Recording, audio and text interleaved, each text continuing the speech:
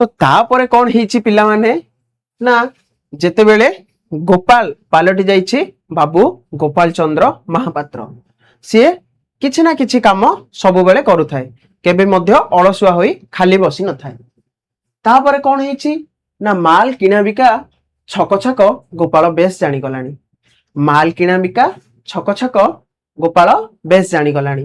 बाबू ढेर थर बिड़िलेनी आपे एडे पुरुखा लोक हेले भी थरे थरे गोपाल बड़ी पड़े ता कथारे चलिले ठकिबाको हुए ना बेस दी पैसा लाभ हुए।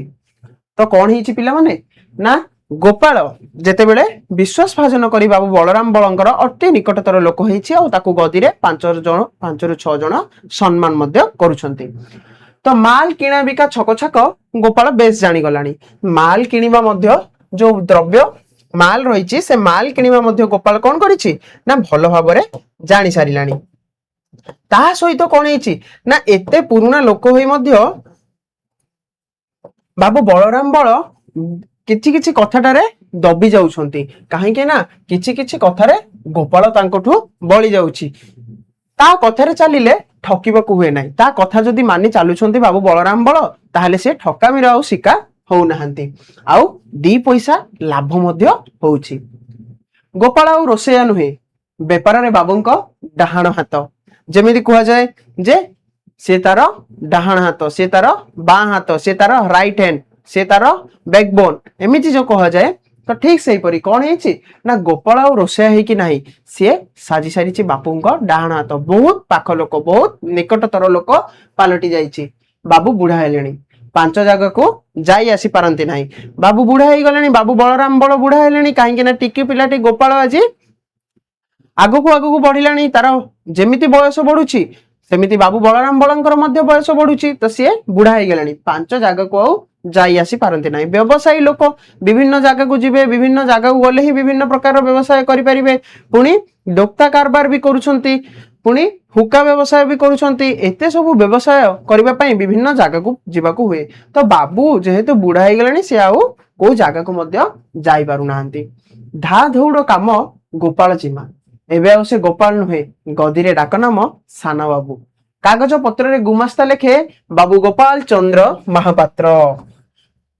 अनास्था होई बुलुथिबा गां पिलाटा जे बाबू गोपाल चंद्र महापात्र हेई जाइथिला से निजे मध्य जानि नथिला। आमे देखो पिला माने देखिले बाबू बलराम बल थिले कलिकतार गदी रे जने गदियान महाजन से गां को जेतेबेले जाइथिले जाजपुर अंचल रे तांको गां अनास्था होई बुलुथिबा साही पिलाटा को से कोन करथिले ना आनी तांको गदी रे रखिथिले आउ से जेतेबेले तांको विश्वास भाजन कला तांको विश्वास जितिला तांकर काम सब करिदेला आत्मीयता देखैला सेतेबेले सी तांको डाहाण हाथ पालटी जाइछि।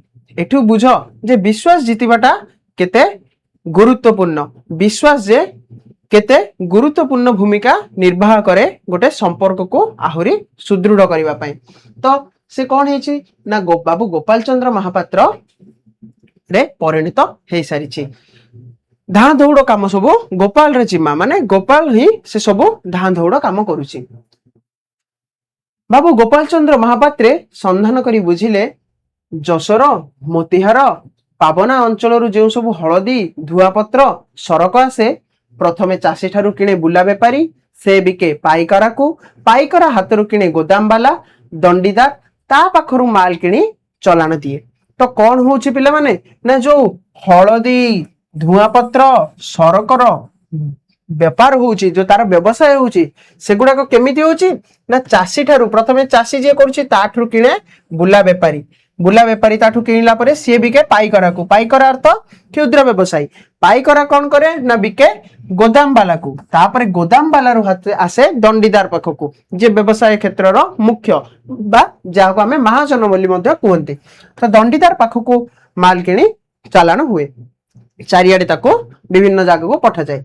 कलिकता रे माल पहुंचला बेलकू 3टा हाथ रे लाभ लागि जे चाषी ठू मुख्य व्यवसायी पाखरे पहुंचला बेलकू कौन हुए ना मझिरे विभिन्न दलाल बा विभिन्न प्रकार क्षुद्र व्यवसायी आउ चाषी एमिति समस्तंकर हाथ रे लाभ लागि जाए। धरिनियो गोटे जिंस को से 2 टंका रे चाषी बिकिला काहाकू ना ବୁଲା ବେପାରୀ କୁ ବୁଲା ବେପାରୀ ବିକିଲା 5 ଟଙ୍କାରେ, ପାଇକରା କୁ 5 ଟଙ୍କାର କିଣି ପାଇକରା ବିକିଲା ଗୋଦାମ ବାଲା କୁ 7 ଟଙ୍କାରେ, ଆଉ ଗୋଦାମ ବାଲା ସେଟାକୁ ଦଣ୍ଡିଦାର କୁ ବିକିଲା 10 ଟଙ୍କାରେ।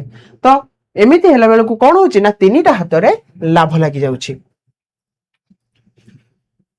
ମହାପାତ୍ରେ ଦିନେ ବେଳେ ଉଣ୍ଡି ମହାଜନଙ୍କୁ ଜଣାଇଲେ, ଆଜ୍ଞା ବେପାରରେ ଲାଭ ବିକା ଜାଗାରେ ନୁହେଁ କିଣା ଜାଗାରେ। ମହାପାତ୍ରେ କିଏ ନା ଗୋପାଳ ଚନ୍ଦ୍ର ମହାପାତ୍ର। ଏଠି ମହାପାତ୍ର କିଏ ନା ଗୋପାଳ ଚନ୍ଦ୍ର ମହାପାତ୍ର।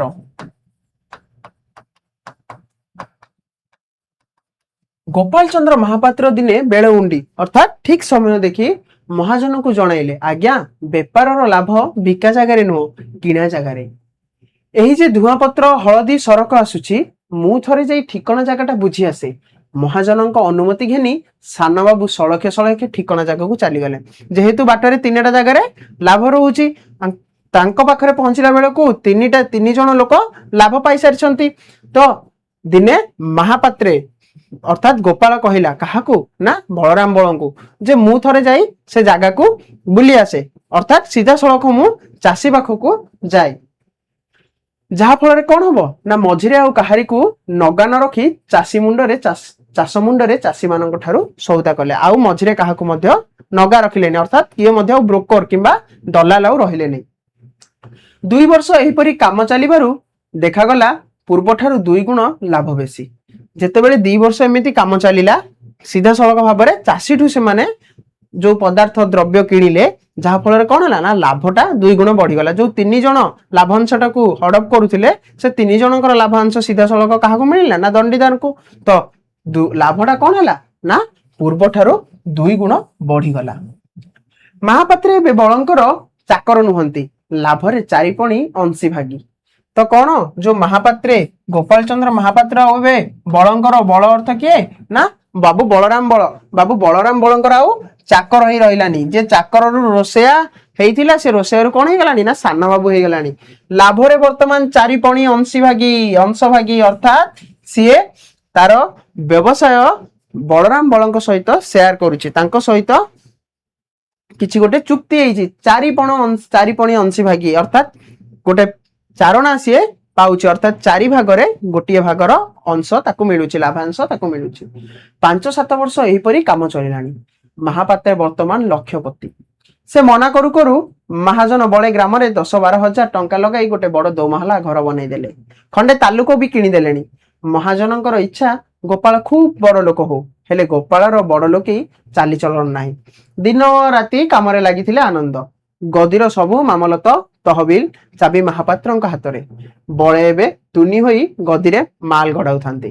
ତ କଣ ହେଇଛି ନା ଏମିତି 5-7 ବର୍ଷ ଯେତେବେଳେ ଚାଲିଲା, ବାବୁ ବଳରାମ ବଳ ଦେଖିଲେଣି ଯେ ବର୍ତ୍ତମାନ ଲାଭାଂଶ ଅଧିକ ବଢୁଛି।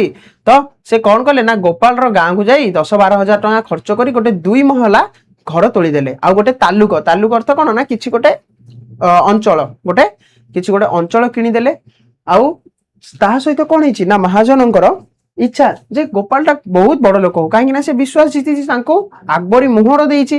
ତ ସେ ଚାହୁଁଛନ୍ତି ଯେ ଗୋପାଳଟା ଖୁବ ବଡ ଲୋକ ହଉ, ହେଲେ ଗୋପାଳର ବଡ ଲୋକ ଚାଲିଚଳନ ନାହିଁ, କାହିଁକି ନା ସେ ନିପଟ ମଫସଲ ଗାଁରୁ ଯାଇଛି, ତାର ବଡ ଲୋକ ନାହିଁ, ତା ଭିତରେ ଉଦାରତା ଅଛି।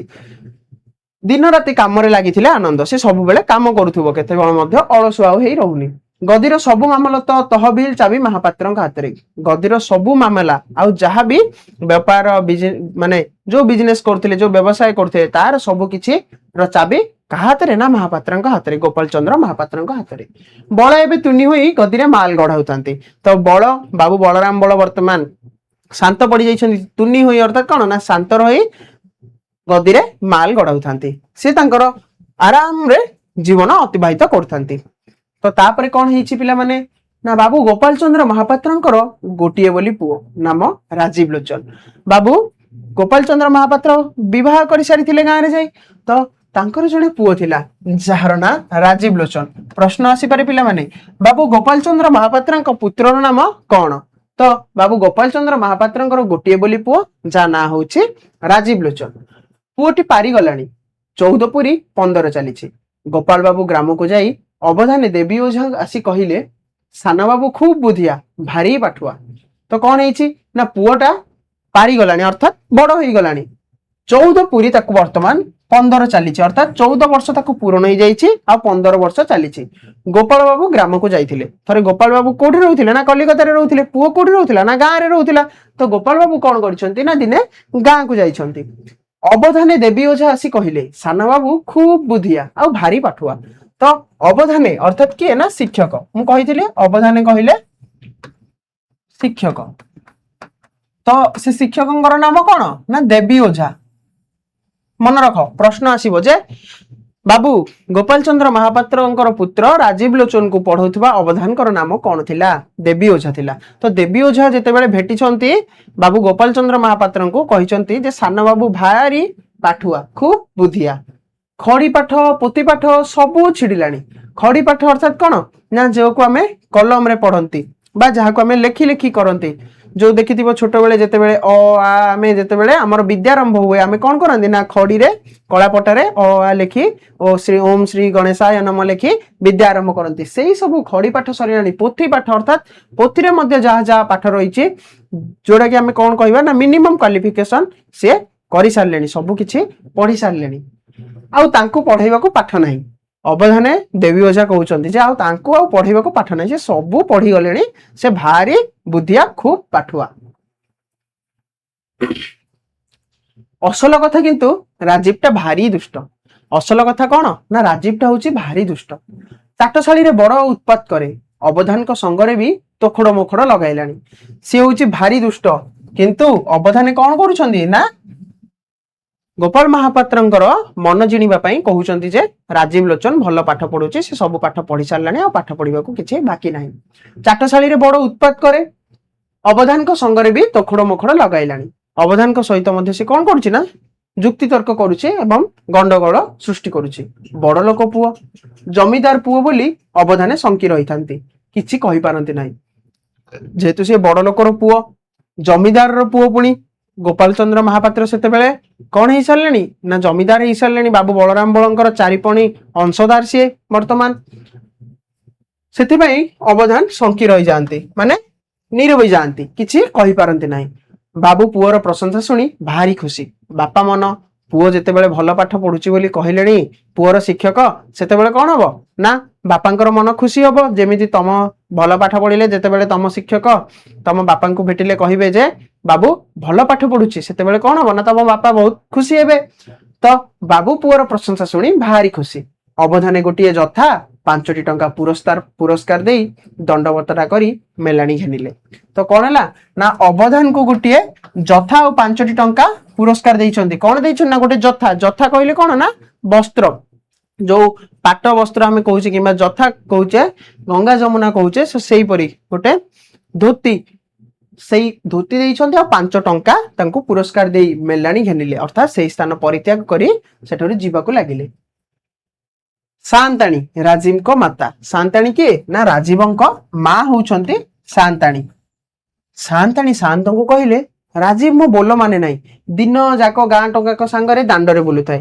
तांको सांगरे घेनी जाओ राजीव को कलिकता घेनी जाई काम शिखाइबा पई बाबूंकर भी इच्छा थिला कलिकता बड़बाबू महाजन गदी सांगरे बड़ बड़ इंग्राजी सौदागर हाउस मानकर कारबार तो कौन हिची ना सत कथाटा किंतु माँ जानिछि माँ शांताणी जानिछंती जे कौन होउची कौन करूची राजीव लोचन से बड़ शांत को बा शांते गोपाल चंद्र महापात्र को कहउचंती जे से पाठ पढुनी खाली गां रे उत्पात होउची गां पिला सहित बुलुची ताको तमे कलिकता नहीं जाओ तो गोपाल चंद्र महापात्र को इच्छा जे पो कलिकता जाऊ काम शिखु आ काम करी तार पेट पाटना करू कलिकता रे बड़बाबू महाजनकर अर्थात बाबू बलराम बलंकर गद्दी सांगरे बड़ बड़ सौदागर हाउस मानकर कारबार बड़ बड़ जो बिजनेसमैन रही जो व्यवसायी रही सेमानंकर सहित भी बाबू बलराम बलंकर कारबार तो कौन हिची तापरे महापात्र बाबू कोठीर बड़ बड़ साहेब को पाखु गले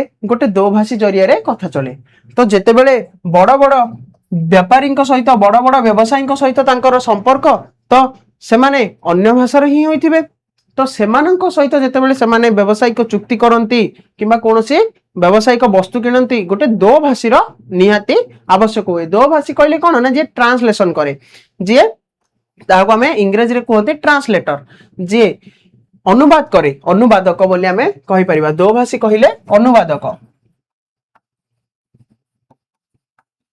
जे इंग्रजी भाषा को ओडिया रे कुहे और ओडिया भाषा को इंग्रजी रे कुहे तो ता जरिया रे कथावार्ता हुए बाबू इंग्रजी जानते नाही साहेब भी ओडिया बुझे नाही जे बाहर देशरु किबा बाहर राज्य रो आसीथिबो से इंग्रजी जानिनी से ओडिया जानिनी आउ बाबू मध्य बाबू बलराम बल हुंतु किंबा बाबू गोपाल चंद्र महापात्र हुंतु उभय को इंग्रजी जाना नाही बाबू ढेर थर चिड़िलेनी मझिरे दो भाषी खाबेଳ मारिनी तो बाबू ढेर थर बिड़िलेनी बाबू जानिलेनी जे मझिरे मझिरे दो भाषी खाबेଳ मारिनी खाबेଳ मारिनी अर्थात से किछि लाभांश तार रखी दउची राजीव जो इंग्रजी पाठ पढ़ी काम रे लागिवो केही ठकाई परिबे नाही गदीर सरकार कलकत्ता एंड्रू एकेडमी राजीव बाबू को नाम लिखाई दे आसिला तो कौन है ना राजीव जब इंग्रजी पाठ पढ़ी कम लगे कहीं आउ ठकामी करि परिबे नाही तो कौन है ना कोलकातार जो एंड्रू एकेडमी थिला मन रख पिला माने प्रश्न आसीबो जो कोठे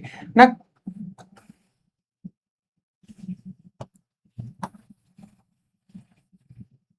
कोलकाता एंड्रू एकेडमी रे कोलकाता एंड्रू एकेडमी रे राजीव वर्तमान पाठ पढ़िबो की पाठ पढ़िबो ना इंग्रजी पाठ पढ़िबो कहीं ना जो दो भाषी लाभांश रखी दउची से लाभांशटा से रखी परिबो नै राजीव बाबू गोपाल चंद्र महापात्र जानिलेनी जे मझिरे दो भाषी खाबेळ मारि नेउची तो तापरे कोन हेची पिला माने मासको थरे लेखा दे ताकू कोन करछन ना कोलकाता एंड्रू एकेडमी रे ता ना लेखे दे आछंती से कोलकाता एंड्रू एकेडमी रे इंग्रजी शिक्षा लाभ करूची तो से जते बेले कोलकाता एंड्रू एकेडमी रे इंग्रजी शिक्षा लाभ करूची पढ़ा चलीची तो चलीची मासको थरे स्कूल दरमा और किताबर दाम नेबा बेले बाप पुओंकर भेट बापे पाठ सही नेबे कोन किपरि पढुची पचारिबा को भी बेल नाही 3-4 वर्ष बीती गलानी मासको मास स्कूल दरमा आ किताबर दाम 50 टंका रु बळिलानी दिने बाप पचारिले किरे राजीव एबे एते खरच किया राजीव बाबू जवाब देले बापा बापा मो किलास ढेर ऊपर को उठी गलेनी सेथि पई एते खरच बापे कहिले तेबे आ पढ़िना आ कामरे लाग राजीव बाबू कहिले ना बापा पास न कले इंग्रजी पाठ हुए नाही महापात्र भी सुनिथिले इंग्रजी रे कोन गोटे पास हुए कहिले हां रे हां से कथा मते जणा अछि तू बेसी बेसी पास करि पका जेते टंका लागिबो लागू तो कोन हेछि ना इंग्रजी शिक्षा लाभ करिबा पई बाबू ताकू जॉइन करिसेंती कोठे ना कोलकाता एंड्रू एकेडमी रे कोलकाता एंड्रू एकेडमी रे पाठ पढुची राजीव लोचन पाठ पढुची तो पढुची ताकू आउ के पचारे तो से पाठ पढ़िला भितर कोन हेछि ना बापा पुओंकर साक्षात हुए केते बेले ना जेते बेले टंका दरकार पड़े जेते बेले किताबर दाम नेबा बेले अर्थात किताब स्कूल दरमा आ किताब अर्थ कोन ना बही तो जेते बेले बही आ निजर आनुषंगिक खर्च नेबा पई जेते बेले टंका दरकार पड़े सेते बेले बाप पुओंकर भेट हुई बाप पाठ कथा नेबे कोन बाप आ पाठ कथा कोन पचारिबे से खाली तांको किपरि पढुची कोन करूची से प्रश्न भी पचारिबा पई आ तांका पाखरे समय नाही तो एमिति कोन हेछि ना 3-4 वर्ष बीती गलानी से कोलकाता एंड्रू एकेडमी रे कोन करूची ना पाठ पढ़ा चलेछि कोन पाठ पढुची ना इंग्रजी से सिखुची तो एते सब चालीला भितरे कोन हेछि ना 3-4 वर्ष बीती जाइछे तो जो किताब रा स्कूल दरमार से पैसा नउथिला जो प्राप्य नउथिला सेटा कोन हला ना 50 टंका रो अधिक होई गलानी तो बाबू गोपाल चंद्र महापात्र कोन कले ना ताको पचारिले जे एते खर्च किया किरे राजीव एते खर्च किया एते खर्च काहेकी बढ़ी गलानी तो से कहूची जे बापा मु ढेर क्लास ऊपर को उठी पड़लेनी मु बहुत क्लास पाठ पढ़ देलेनी मु आउरी ऊपर को चली गलेनी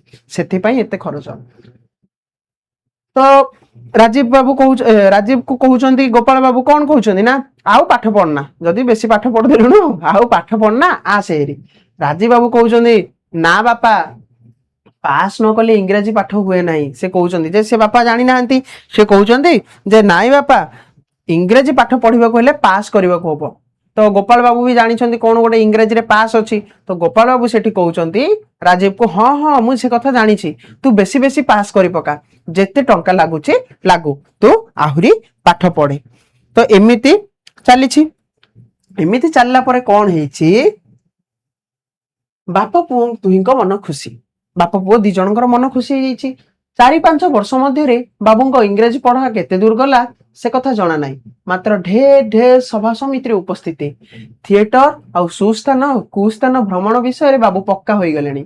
स्वदेशर उन्नति साधन निमंते केते जण बंधु मिली एका बेले जोड़िए समिति स्थापन कले। बाप पुओ दी जन मन खुशी कहीं पुओ कहूँ बापा इंग्राजी रे पास करने को पड़ो। बापा भी जानी कौन गोटे पास अच्छी सी कहते पाठ पढ़ जिते पास करुचु कर जिते टंका लगुच लागू मु देवी। दी जनकर मन खुशी सेपटे 4 वर्ष बीती गला पाठ पढ़ा केमिति चली प्रति कार नजर नाई से विषय किए जानू ना। मात्र ढेर ढेर सभा समिति उपस्थिति कौन है जिते सब सभा समिति होची सेठी किंतु राजीव लोचन रो उपस्थित अच्छी।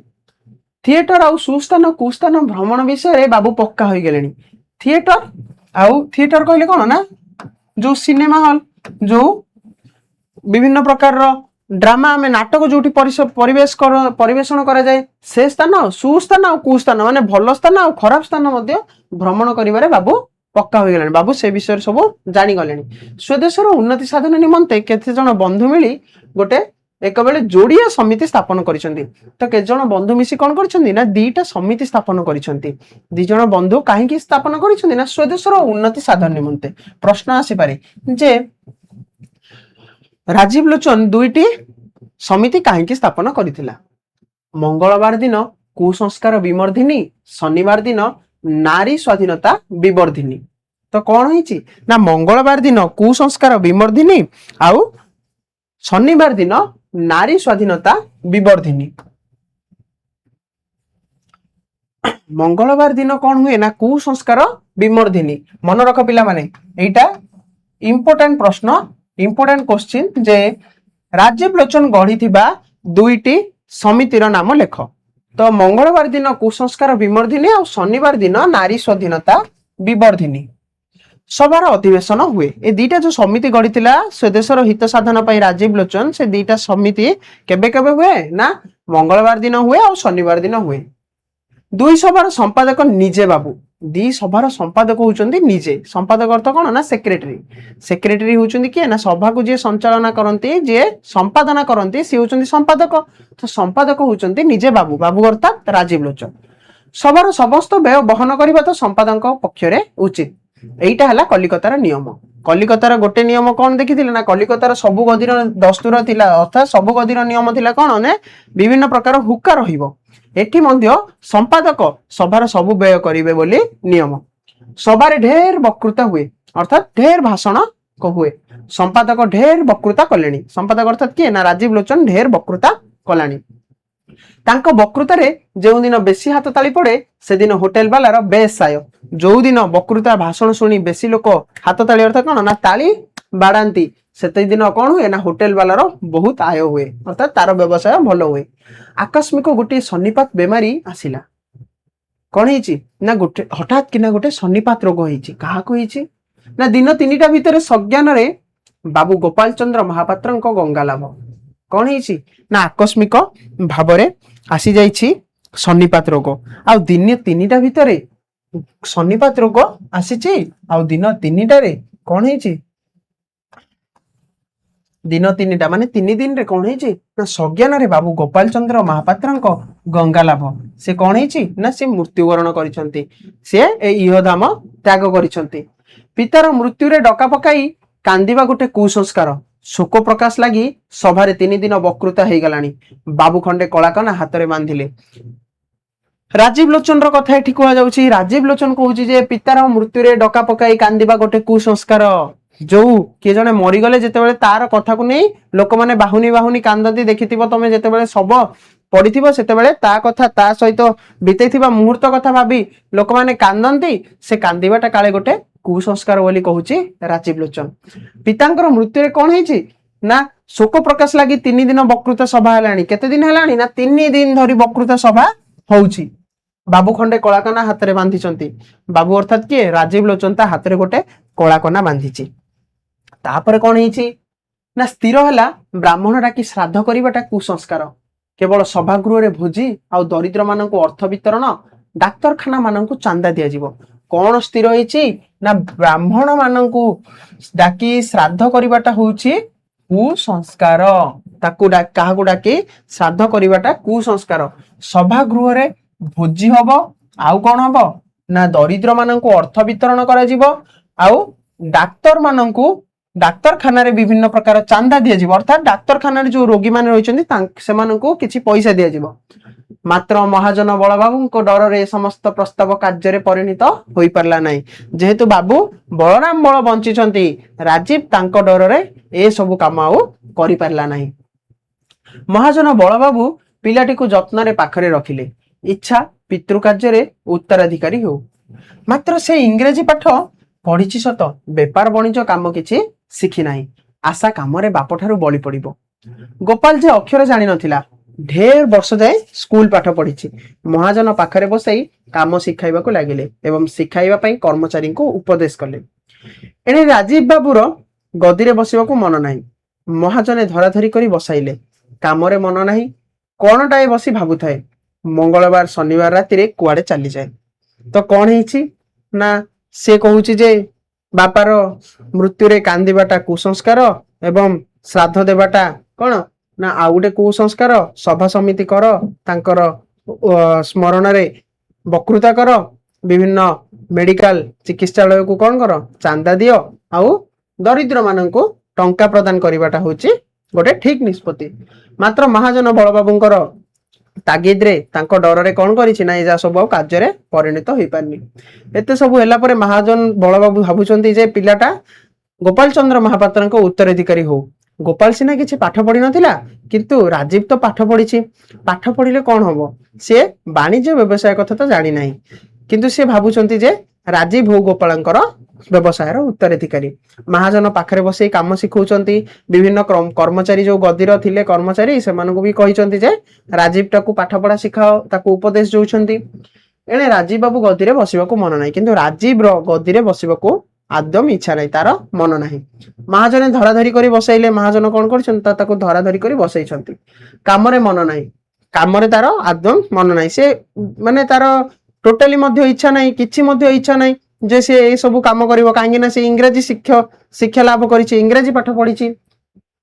ମଙ୍ଗଳବାର ଶନିବାର ରାତିରେ କୁଆଡେ ଚାଲିଯାଏ। ପିଲାମାନେ ଦେଖ, ଆମେ ଆର ପୂର୍ବ ସ୍ଲାଇଡରେ କଣ ପଢିଲେ ନା ମଙ୍ଗଳବାର ଦିନ ନାରୀ ସ୍ୱାଧୀନତା କୁସଂସ୍କାର ବିମର୍ଧିନୀ, ଆଉ ଶନିବାର ଦିନ ନାରୀ ସ୍ୱାଧୀନତା ବିବର୍ଧିନୀ। ତ ମଙ୍ଗଳବାର ଦିନ ଆଉ ଶନିବାର ଦିନ ସେ ରାତିରେ କୁଆଡେ ଚାଲିଯାଏ। ଏଇ ସଭା ସମିତି ହିଁ କରିବାକୁ ଯାଉଥିବ। ତାପରେ କଣ ହେଇଛି ନା ବଳବାବୁ ମନ କଲେ ହାତରେ ପାଇଟି ପଡିଲେ ବା ବାଟକୁ ଆସିବ, ଯେ କାମ ଦେଲେ ଲାଭ ଥାଉ ମୂଳରୁ ତୁଟି କରି ବସେ। ଲାଗ ଲାଗ ଯୋଡାଏ ସଭାରେ ସମ୍ପାଦକ ଅନୁପସ୍ଥିତ ହେବାରୁ ସଭ୍ୟମାନେ ବଡ ଖପା ହେଇଗଲେଣି। ଅନୁପସ୍ଥିତର କାରଣ ସନ୍ଧାନ କରି ଦିନେ ଜଣେ ସଭ୍ୟ ସ୍ୱାଧୀନତା ବିଷୟରେ ଭାରି ଗୋଟାଏ ବକ୍ତୃତା ଦେଲେ। ସେଥିରେ ମର୍ମ, ଶିକ୍ଷିତ ଜମିଦାର ସନ୍ତାନ ପକ୍ଷରେ ପର ଅଧୀନରେ ଚାକିରି କରିବା ଉଚିତ ନୁହଁ। ବକ୍ତୃତା ସଙ୍ଗେ ସଙ୍ଗେ ଗୋଟିଏ କବିତା ପାଠ କରିଥିଲେ। ଯାହାର ଅଛି ଧନ ଜ୍ଞାନ ଅଧିକ, ଚାକିରି କଲେ ତା ଜୀବନେ ଧିକ ଧିକ। ସ୍ୱଭାବରେ ସଭାରେ ଖୁବ ହାତ ତାଳି ପଡିଲା। ରାଜୀବ ବାବୁଙ୍କ ମନରେ କଥାଟା ଲାଖିଗଲା। କଣ ହେଇଛି ନା ବାବୁ ବଳରାମ ବଳ ମନ କଲେ ଯେ ତାକୁ ଯଦି ପାଇଟି କିଛି ଦେବି, ଅର୍ଥାତ୍ ତାକୁ କିଛି କାର୍ଯ୍ୟ ଦେବି, କାମ ଦେବି, ଯଦି ତାକୁ ପାଇଟି ଅର୍ଥ କଣ ନା ତାକୁ ଯଦି କିଛି କାମ ଦେବି, ତାହେଲେ ସେ ବାଟକୁ ଆସିବ, ସେ କାମ କରିବାକୁ ଚାହିଁବ। ଯୋଉ କାମ ଦେଲେ ସେ କଣ କଲା ନା ଲାଭ ତ ଲାଭ ଛାଡ, ମୂଳରୁ ସବୁ କିଛି ବୁଡେଇ ଦେଲା। କାହିଁକି ନା ତାର କାମ କରିବାକୁ ଆଦମ ଇଚ୍ଛା ନାହିଁ। ଲାଖ ଲାଖ ଯୋଡାଏ ସଭାରେ ସମ୍ପାଦକ ଅନୁପସ୍ଥିତ। ସିଆଡେ କଣ ହେଇଛି ନା ଶନିବାର ମଙ୍ଗଳବାର ସେ ସଭା କରୁଛି, ଆଉ ସଭାର ସମ୍ପାଦକ ସିଏ ନିଜେ। ସିଆଡେ ସିଏ ଆଉ ସେ ସଭାକୁ ଯାଇପାରୁନାହିଁ ଏ ବ୍ୟବସାୟର ବ୍ୟସ୍ତତା ଭିତରେ। ତ ସଭ୍ୟମାନେ ବହୁତ ରାଗିଗଲେଣି ଯେ କାହିଁକି ସମ୍ପାଦକ ଆସୁନାହାନ୍ତି, କାହିଁକି ନା ସମ୍ପାଦକ ସବୁ ଖର୍ଚ୍ଚ ବହନ କରିବେ। ଅନୁପସ୍ଥିତର କାରଣ ସନ୍ଧାନ କରି ଦିନେ ଜଣେ ସଭ୍ୟ କଣ କରିଛନ୍ତି ନା ସ୍ୱାଧୀନତା ବିଷୟରେ ଗୋଟେ ବକ୍ତୃତା ଦେଲେ। ସେ କଣ କରିଛନ୍ତି ନା ରାଜୀବ ଲୋଚନକୁ ବୁଝେଇବାକୁ ଚାହିଁଛନ୍ତି ଯେ ସ୍ୱାଧୀନତା କଣ। ତୁ ଯୋଉ ମହାଜନ ବଳଙ୍କର ଅଧୀନରେ ରହୁଛୁ, ସେଇଟା ଗୋଟେ ପରାଧୀନତା। ତୋତେ ସ୍ୱାଧୀନତା ଦେବା ଆବଶ୍ୟକ। ସେ ମର୍ମରେ କଣ କହିଛନ୍ତି ନା ଶିକ୍ଷିତ ଜମିଦାର ସନ୍ତାନ ପକ୍ଷରେ ପର ଅଧୀନରେ ଚାକିରି କରିବା ଉଚିତ ନୁହଁ। ସେ କହୁଛନ୍ତି ଯେ ତୁ ପର ଅଧୀନରେ ଚାକିରି କରିବା କଣ ନା ଉଚିତ ନାହିଁ।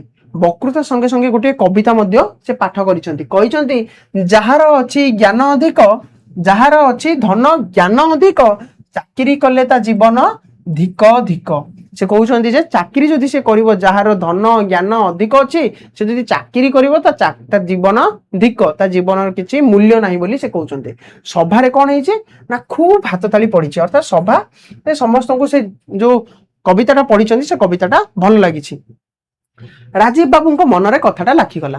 राजीव तो खोजुथुला केमिति से व्यवसाय व्यस्तता भितर आसीबो एपटे ए कथा सुनी से भाबिला जे सतरे जमीदार संतान माने कहा अधीन रे चाकरी करिवाटा ठीक नुह आउ से जेहेतु अधिक पाठ पढ़ी अधिक ज्ञान अच्छी अधिक धन अच्छी से जदि कहा अधीन रे पर अधीन रे चाकरी करिवो ताहले ता जीवन मूल्य आ किछि रहिबो नाही। तापर कौन है ना तहियार दिन दिन जाक राजीव बाबू को ढेर खोजास तलाश है भेट मिलला ना। महाजने आगु भारी खपा होते केवल गोपाल को मनरे करी किछि कहि पारु नथिले। संज बेले भेट पाइबारु ताकू कारबार जवाब देले। राजीव बाबू तो ताही लड़ुथिले इच्छा थिला अन्य जगह बसा करी सभा समिति चलाइबे मात्र पाचिले नाही।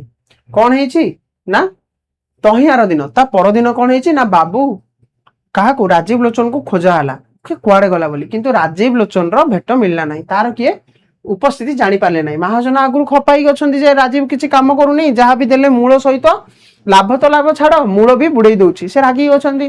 तो कौन है ना संध्या बेले महाजन बड़ बाबूंकर और राजीव रो देखा साक्षात हेछि से कौन करछन्ती रागी की ताको किछि कहिसन्ती।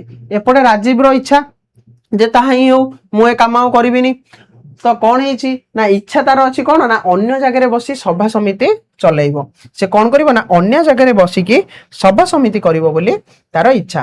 कहार ना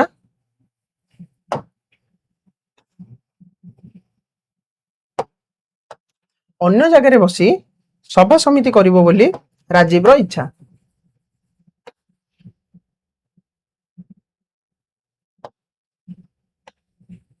अन्य जगह बसी सभा समिति चलेइबो बोली राजीव रो इच्छा मात्र पाचिले नाही अर्थात से कथाटा ठीक हैलानी पाचिले नाही मात्र अर्थ कौन ना से जो तार जो स्वप्न थिला जे विभिन्न जगह बसी से सभा समिति करिवो से सभा समिति करिवार तार स्वप्नटा सत हैला नाही।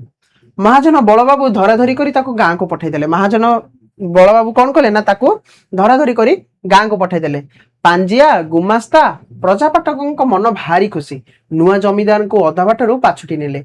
शुणी नुआ जमीदार सरकारी स्कूल रे ढेर पाठ पढ़ी तालीम नहीं भेटिबा पाई तहियार दिन सकाळे गोटे सभा हेबार स्थिर हैला। सभा नाम शुणी जमीदार को मन भारी खुशी। ठीक निरूपित बेले पुराणा बुढ़ा पांजिया रंगाधर महांती जमीदार को गदी में बसाई देले। तालुको किणे दिन ठारू महांती सेठ पांजिया काम रे अछंती। लोकटी बड़ विश्वासी कामदार लोक आउ सांताणी को डाहाणे हाथ। तो कौन है ना ये भाबुची जे मु कौन करिवि ना विभिन्न ए कोलकाता रे रहिबि विभिन्न सभा समिति करिवि ए जो विभिन्न सभा समिति करिवो बोली से कहूची किंतु बाबू बलराम बल कौन कले ना ताकू गाँ को पठेई देले। काहा को ना राजीव लोचन को गाँ को पठेई देले हेले तार स्वप्न पूर्ण हैलानी। तो सेपटे कौन करिसंदी ना पांजिया गुमास्ता को मन भारी खुशी। पांजिया गुमास्ता किए ना जमीदार को प्रजापाठक माने जो माने प्रजा मानकर सेवा करती गुमास्ता जी जो हिसाब करे जो अमला बोली कहती जो माने किराणी बोली कहती से मन भारी खुशी कहीं ना नुआ जमीदार आसुचंती। तो नुआ जमीदार को कौन करिसंदी ना अधा बाटरू पाछुटी नहीं शुणी नुआ जमीदार सरकारी स्कूल ढेर पाठ पढ़ी सी कौन कर ना कोलकातार जो एंड्रू एकाडेमी अच्छी से इंग्रेजी शिक्षा लाभ कर भेटिबा पाई तहियार दिन सकाळे गोटे सभा हेबार स्थिर हैला। ता परदिन कौन हम ना नुआ रे आसीथिबा जमीदार को स्वागत संबर्धना दिया जिवो। तो सेति पई कौन हैला ना गोटे सभार आयोजन करा जायछि। सभा नाम शुणी जमीदार को मन भारी खुशी। राजीव लोचन कौन करछि ना बहुत खुशी हो जायछि काहे ना से सभा करूथुला मंगलवार दिन सभा करूछि शनिवार दिन सभा करिछि जो नारी स्वाधीनता विवर्धिनी भली से सभा आयोजन करुछि। तो से सभा नाम शुणी ये कौन है मन आहुरी खुशी हो जायछि। ठीक निरूपित बेले पुराणा बुढ़ा पांजिया रंगाधर महांती जमीदार को गदी में बसाई देले। ठीक निरूपित बेले अर्थात ठीक समय कौन है पुराणा पांजिया जे पुराणा लोक जे हिसाब किताब रखे पांजिया किए ना हिसाब किताब जे रखे ताको आमे पांजिया कहती। तो से पांजिया कौन पांजियार ना हूँ कौन ना रंगाधर महांती। मन रख ये तुमर क्षुद्र उत्तरमूलक प्रश्न रे आसीपारे जे पुराणा पांजिया किए। तो पुराणा पांजिया रंगाधर महांती कौन कर जमीदार को गदी में बसी दी। जमीदार किए ना राजीव लोचन हो। तो जमीदार को से कौन कर ना गदी में ବସାଇ ଦେଇଛନ୍ତି। ତାଲୁକ କିଣା ଦିନ ଠାରୁ ମହାନ୍ତି ସେଠ ପାଞ୍ଜିଆ କାମରେ। ଯେବେଠୁ ଜାଗା କିଣା ହେଇଛି, ତାଲୁକ ଅର୍ଥ କଣ ନା କିଛି ଗୋଟେ ଜାଗା, ଯେବେଠୁ ସେ ଜାଗା କିଣା ହେଇସାରିଛି, ସେ ଜାଗା କିଣା ଦିନ ଠାରୁ ମହାନ୍ତି ସେଠ ପାଞ୍ଜିଆ କାମରେ। ମହାନ୍ତି କଣ ନା ସେଠ ପାଞ୍ଜିଆ କାମରେ ଅଛନ୍ତି। ଲୋକଟା ବଡ ବିଶ୍ୱାସୀ, କିଏ ନା ରଙ୍ଗଧର ମହାନ୍ତି। କାମଦାର ଲୋକ, ସାଆନ୍ତାଣୀଙ୍କ ଡାହାଣ ହାତ। ଯେମିତି ବାବୁ ବଳରାମ ବଳଙ୍କର ଡାହାଣ ହାତ ଥିଲେ କିଏ ନା ବାବୁ ଗୋପାଳ ଚନ୍ଦ୍ର ମହାପାତ୍ର, ତ ଠିକ ସେମିତି ସାଆନ୍ତାଣୀ ଅର୍ଥାତ ରାଜୀବଙ୍କ ମାର ଡାହାଣ ହାତ ହଉଛନ୍ତି ରଙ୍ଗାଧର ମହାନ୍ତି। ତ ତାପରେ କଣ ହେଇଛି ନା ସଭା ହବ। ତ କଣ ହେଲା ତାପରେ ନା ତାଙ୍କ ଯତ୍ନରେ ଜମିଦାରୀ ଆୟ ଖୁବ ବଢିଛି। ଜମିଦାର ତ ସବୁଦିନେ କଲିକତାରେ, ଏହାଙ୍କୁ ଧରି ସାଆନ୍ତାଣୀ ସବୁ ମାମଲତ ବୁଝାସୁଝା କରୁଥିଲେ। ତ ଗୋପାଳ ଚନ୍ଦ୍ର ମହାପାତ୍ର କୋଲକାତାରେ ରହି କଣ କରୁଥିଲେ ନା ତାଙ୍କର ବ୍ୟବସାୟ ବିସ୍ତାର କରୁଥିଲେ। ଗାଁରେ ଯୋଉ ଜମିଦାରୀ ଯାହା ବି ଥିଲା, ଗାଁରେ ଯୋଉ ବ୍ୟବସାୟ ଥିଲା, ସେ ସବୁ କଥା କିଏ ବୁଝୁଥିଲେ ନା ସେଠ ପାଞ୍ଜିଆ ରଙ୍ଗାଧର ମହାନ୍ତି। ଜମିଦାର ତ ସବୁଦିନେ କୋଲକାତାରେ, ସାଆନ୍ତାଣୀ କଣ କରୁଥିଲେ ନା ସେଠ ରଙ୍ଗାଧର ମହାନ୍ତିଙ୍କୁ ଧରି ସବୁ କାମ, ସବୁ ମାମଲତ, ସବୁ ଗୁଡିକୁ ବୁଝାସୁଝା କରୁଥିଲେ। ତାଲୁକ ମଧ୍ୟରେ ସାମପୁର ଗ୍ରାମଟି ସବୁଠାରୁ ବଡ। ଯୋଉ ଅଞ୍ଚଳ ରହିଥିଲା, ତାଲୁକ ମାନେ କଣ କିଛି ଗୋଟେ ଅଞ୍ଚଳ କଥା ମୁଁ କହିଥିଲି, ତ ସେ ଅଞ୍ଚଳ ଭିତରେ ସାମପୁର ଗାଁଟି ହଉଛି ସବୁଠାରୁ ବଡ। ମନେ ରଖ, କୋଉ ଗାଁଟି ତାଲୁକ ମଧ୍ୟରେ ସବୁଠୁ ବଡ ନା ସାମପୁର ଗାଁଟି। ଥିଲା ଲୋକ ଢେର, ବହୁତ ଲୋକ ରୁହନ୍ତି ସେଠି। ଗୋପାଳ ବାବୁ ଗ୍ରାମରୁ ଢେର ଲୋକଙ୍କୁ କଲିକତାରେ ନାନା କାମରେ ଲଗାଇ ଦେଇ ରୋଜଗାର କରାଇ ଦେଇଥିଲେ। ବାବୁଙ୍କ ସାହାଯ୍ୟ ଓ ଯତ୍ନରେ ଢେର ପିଲା କଟକରୁ ଶିକ୍ଷିତ ହୋଇ ଆସିଛନ୍ତି। ବଡ ବଡ ଚାଷୀ, ସରକାରୀ ଚାକିରିଆ, ମହାଜନ ଲୋଡ଼ିଲେ ଉଣା ଅଧିକ 40-50 ସରିକି ବାହାରି ପାରିବେ। ନୂଆ ଜମିଦାର ବାବୁ ଖୋଜି ବସିଲେ ଗ୍ରାମ ମଧ୍ୟରେ ଶିକ୍ଷିତ କୁସଂସ୍କାର ବର୍ଜିତ ଲୋକ ଅଛନ୍ତି କି ନାହିଁ। ପ୍ରାଇମେରୀ ଅପର ପ୍ରାଇମେରୀ ପାସ୍, ଛାତ୍ରବୃତ୍ତି ଫେଲ, ମେର ଶିକ୍ଷିତ ସ୍ୱାଧୀନ ମନା ଲୋକ ଗ୍ରାମରେ ବୁଲୁଥିଲେ। ତ କଣ ହେଇଛି ନା ଯେହେତୁ ଗୋପାଳ ବାବୁଙ୍କର ସବୁ କାମ ବୁଝୁଥିଲେ ରଙ୍ଗାଧର ମହାନ୍ତି, ଆଉ ଗୋପାଳ ବାବୁ ଯେହେତୁ ଜଣେ ଉଦାର ଭାବର ଲୋକ ଥିଲେ, ସାହାଯ୍ୟ କରୁଥିଲେ, ତ ସେ କଣ କରିଛନ୍ତି ନା ଢେର ଲୋକଙ୍କୁ କୋଲକାତାରେ ନିଜ କାମରେ ହଉ କି ବା ଅନ୍ୟ କୌଣସି କାମରେ ସେ ଲଗେଇ ଦେଇଥିଲେ। ଆଉ ତାଙ୍କର ପ୍ରେରଣାରେ ବିଭିନ୍ନ ପିଲାମାନେ କଣ କରିଛନ୍ତି ନା କଟକରୁ ଉଚ୍ଚ ଶିକ୍ଷା ଲାଭ କରିଛନ୍ତି।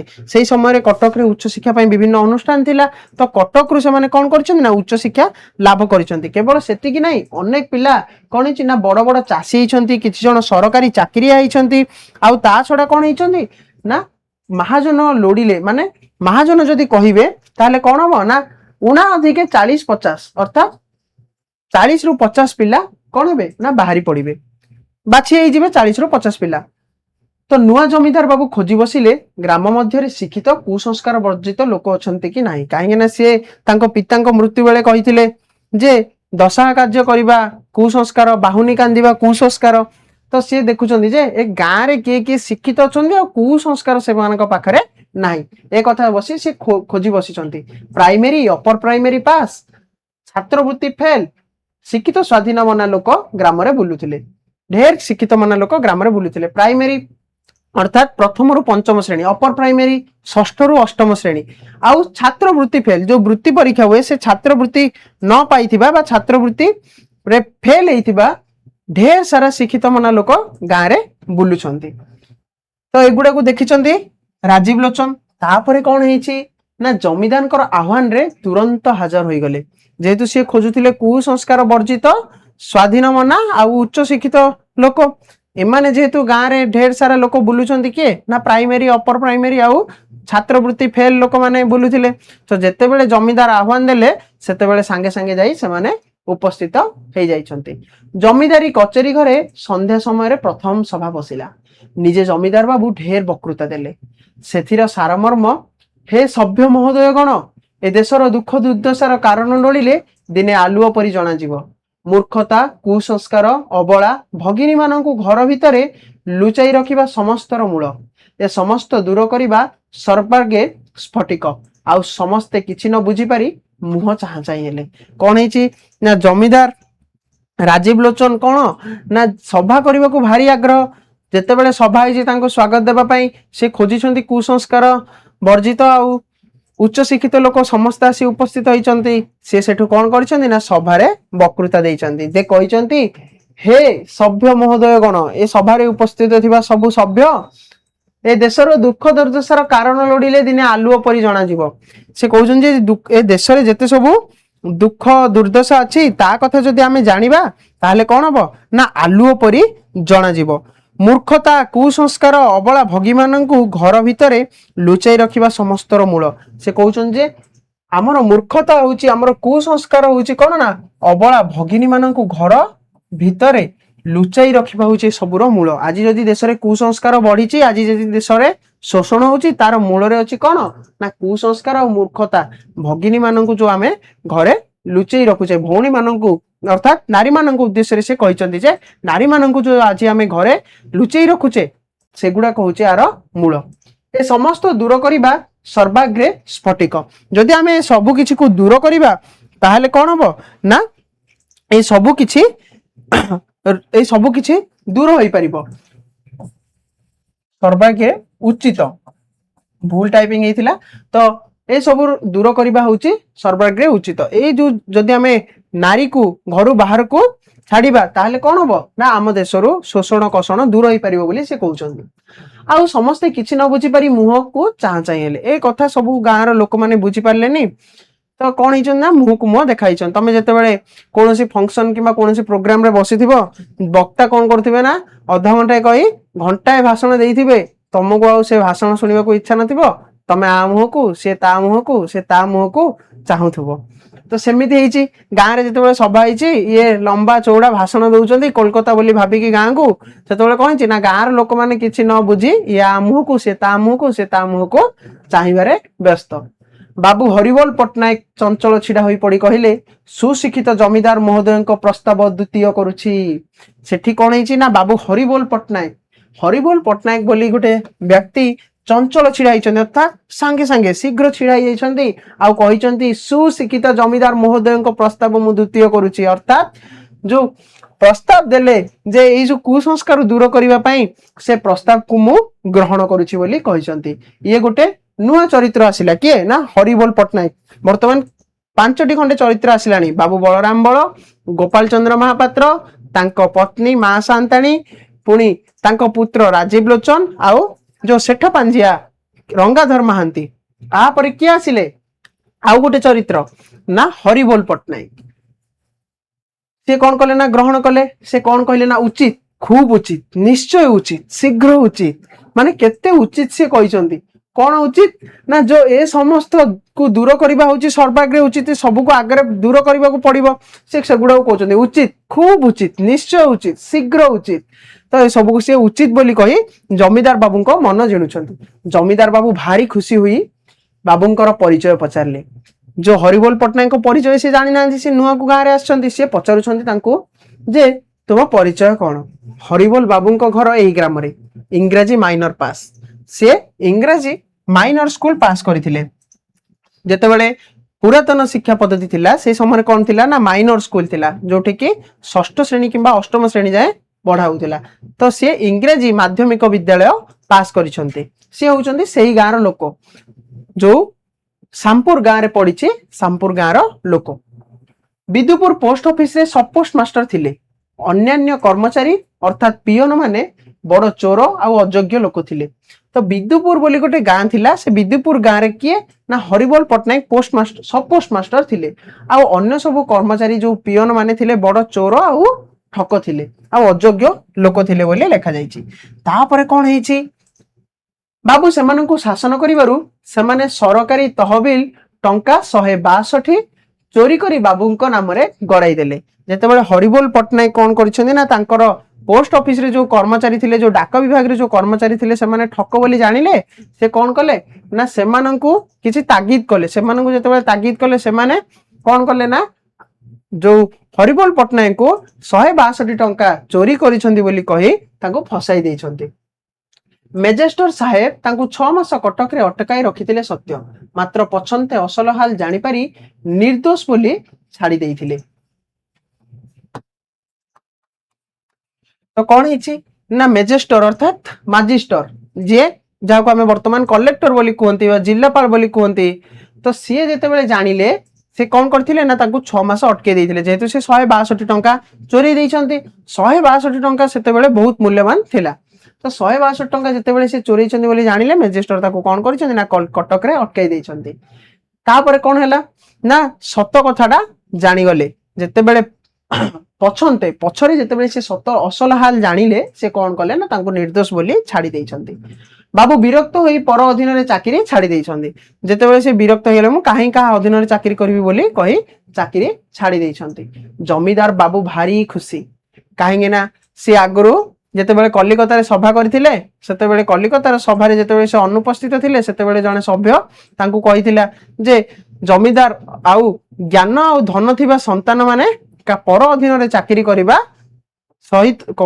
ଜୀବନ ଧିକ ସହିତ ସମାନ। ସେ ଯଦି ଅନ୍ୟ ଅଧୀନରେ ଚାକିରି କରିବ ଯାହାର ଧନ ଥିବ ଜ୍ଞାନ ଥିବ ଜମିଦାର ସନ୍ତାନ ହେଇଥିବ ତାହେଲେ ତା ଜୀବନ ମୂଲ୍ୟହୀନ ବୋଲି କହିଥିଲେ। ତ ଏଠି କଣ ହେଇଛି ନା ହରିବୋଲ ପଟ୍ଟନାୟକ ମଧ୍ୟ ସେ ଚିନ୍ତାଧାରାର ଲୋକ, ସେ ତାଙ୍କର ମାଇଣ୍ଡ ସେଟଅପ ସେଇଆ, ସେ କଣ କରିଛନ୍ତି ନା ଚାକିରି ଛାଡି ଦେଇଛନ୍ତି ପର ଅଧୀନରେ ଚାକିରି କରିବେନି ବୋଲି କହିକି। ତ ଜମିଦାର ବାବୁ ଭାରି ଖୁସି ହେଇଯାଇଛନ୍ତି ଯେ ଯାହା ହଉ ମୋ ମେଣ୍ଟାଲିଟିର ଲୋକ, ମୋ ମନସ୍କ ଲୋକ ବା ମୋ କ୍ୟାଟେଗୋରୀର ଲୋକ ମତେ ମିଳି ଯାଇଛି। ଗ୍ରାମ ମଧ୍ୟରେ ତାଙ୍କୁ ଯୋଗ୍ୟ ଲୋକ ବୋଲି ସ୍ଥିର କଲେ, କାହିଁକି ନା ସିଏ ମଧ୍ୟ ବୁଝିଛନ୍ତି ଯେ ପର ଅଧୀନରେ ଚାକିରି କରିବା ଜୀବନ ଧିକ ସହିତ ସମାନ, ଜୀବନର ମୂଲ୍ୟ ରହିବନି।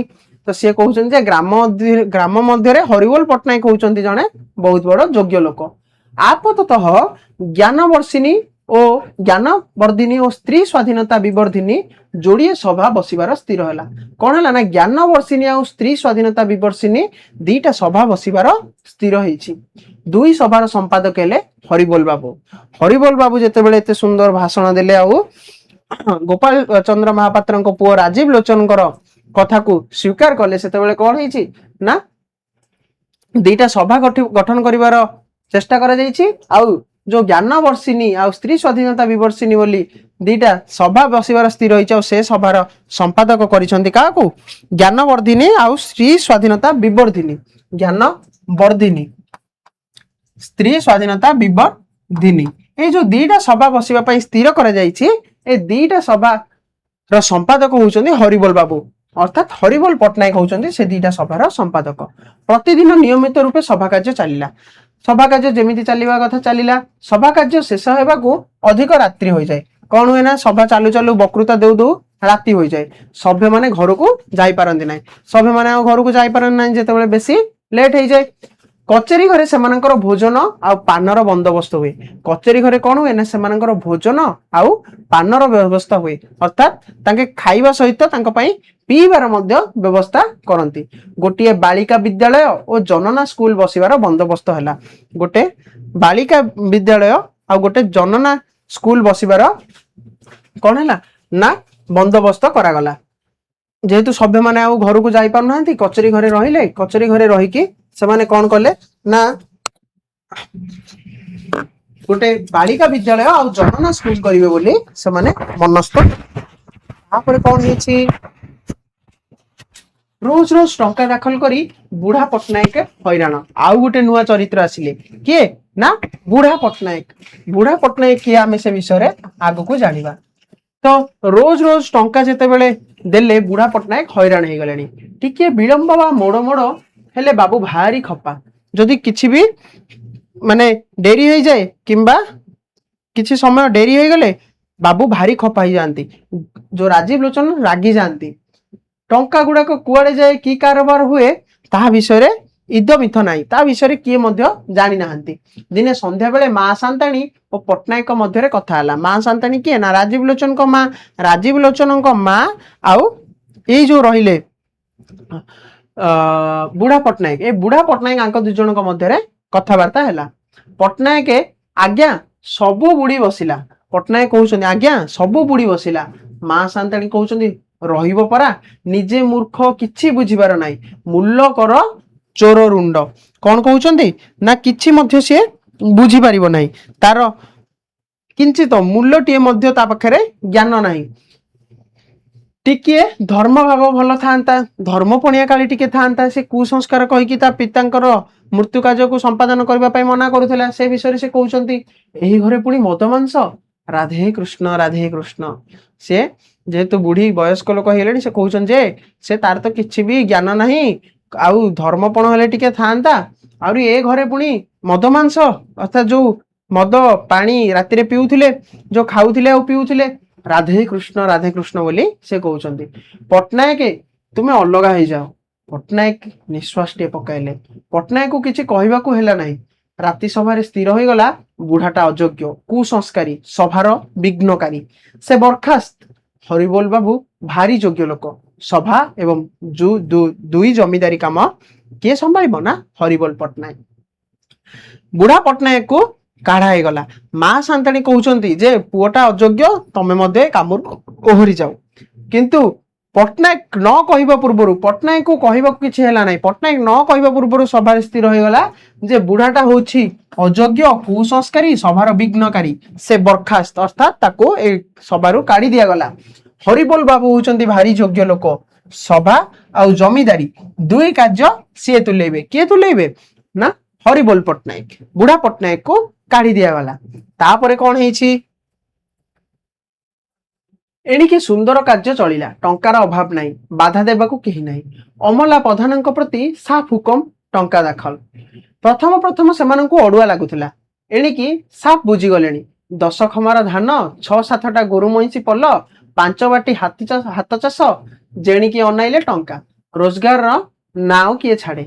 ବାବୁ ଗୋପାଳ ଚନ୍ଦ୍ର ମହାପାତ୍ର ଉଆସ ଆଗରେ ଗୋଟିଏ ପକ୍କା ମନ୍ଦିର ତୟାର କରାଇ ରାଧାକୃଷ୍ଣ ଯୁଗଳ ମୂର୍ତ୍ତି ପ୍ରତିଷ୍ଠା କରାଇଥିଲେ। ମା ସାନ୍ତାଣୀ ବର୍ତ୍ତମାନ ଘରୁ ବାହାରି ଯାଇ ସେହି ମନ୍ଦିରରେ ଅଛନ୍ତି। ପ୍ରତିଦିନ ସନ୍ଧ୍ୟା ସମୟରେ ବକତେ ଠାକୁର ପ୍ରସାଦ ହବିଷ୍ୟାନ୍ନ, ବୁଢା ଛାମୁକରଣ ବି ସେଇଠାରେ ଥାଆନ୍ତି। ପ୍ରତିଦିନ ସନ୍ଧ୍ୟା ଠାରୁ ଅଧରାତି ଯାଏ ଭାଗବତ ପାଠ ହୁଏ। ତ କଣ ହେଇଛି ନା ଏଣିକି ସୁନ୍ଦର କାର୍ଯ୍ୟ ଚାଲିଲା, ଠିକ କାମ ଚାଲିଲା। କାହିଁକି ନା ବୁଢା ପଟ୍ଟନାୟକକୁ ହଟେଇ ଦେଇ ହରିବୋଲ ପଟ୍ଟନାୟକ ସଭାରେ ରହିଲେଣି। ହରିବୋଲ ପଟ୍ଟନାୟକ ଯାହା ଚିନ୍ତାଧାରା, ରାଜୀବ ଲୋଚନର ସେ ଚିନ୍ତାଧାରା, ତେଣୁ ଆଉ ଏବେ କିଛି ଅସୁବିଧା ନାହିଁ, କିଛି ସମସ୍ୟା ଉପୁଜିବ ନାହିଁ।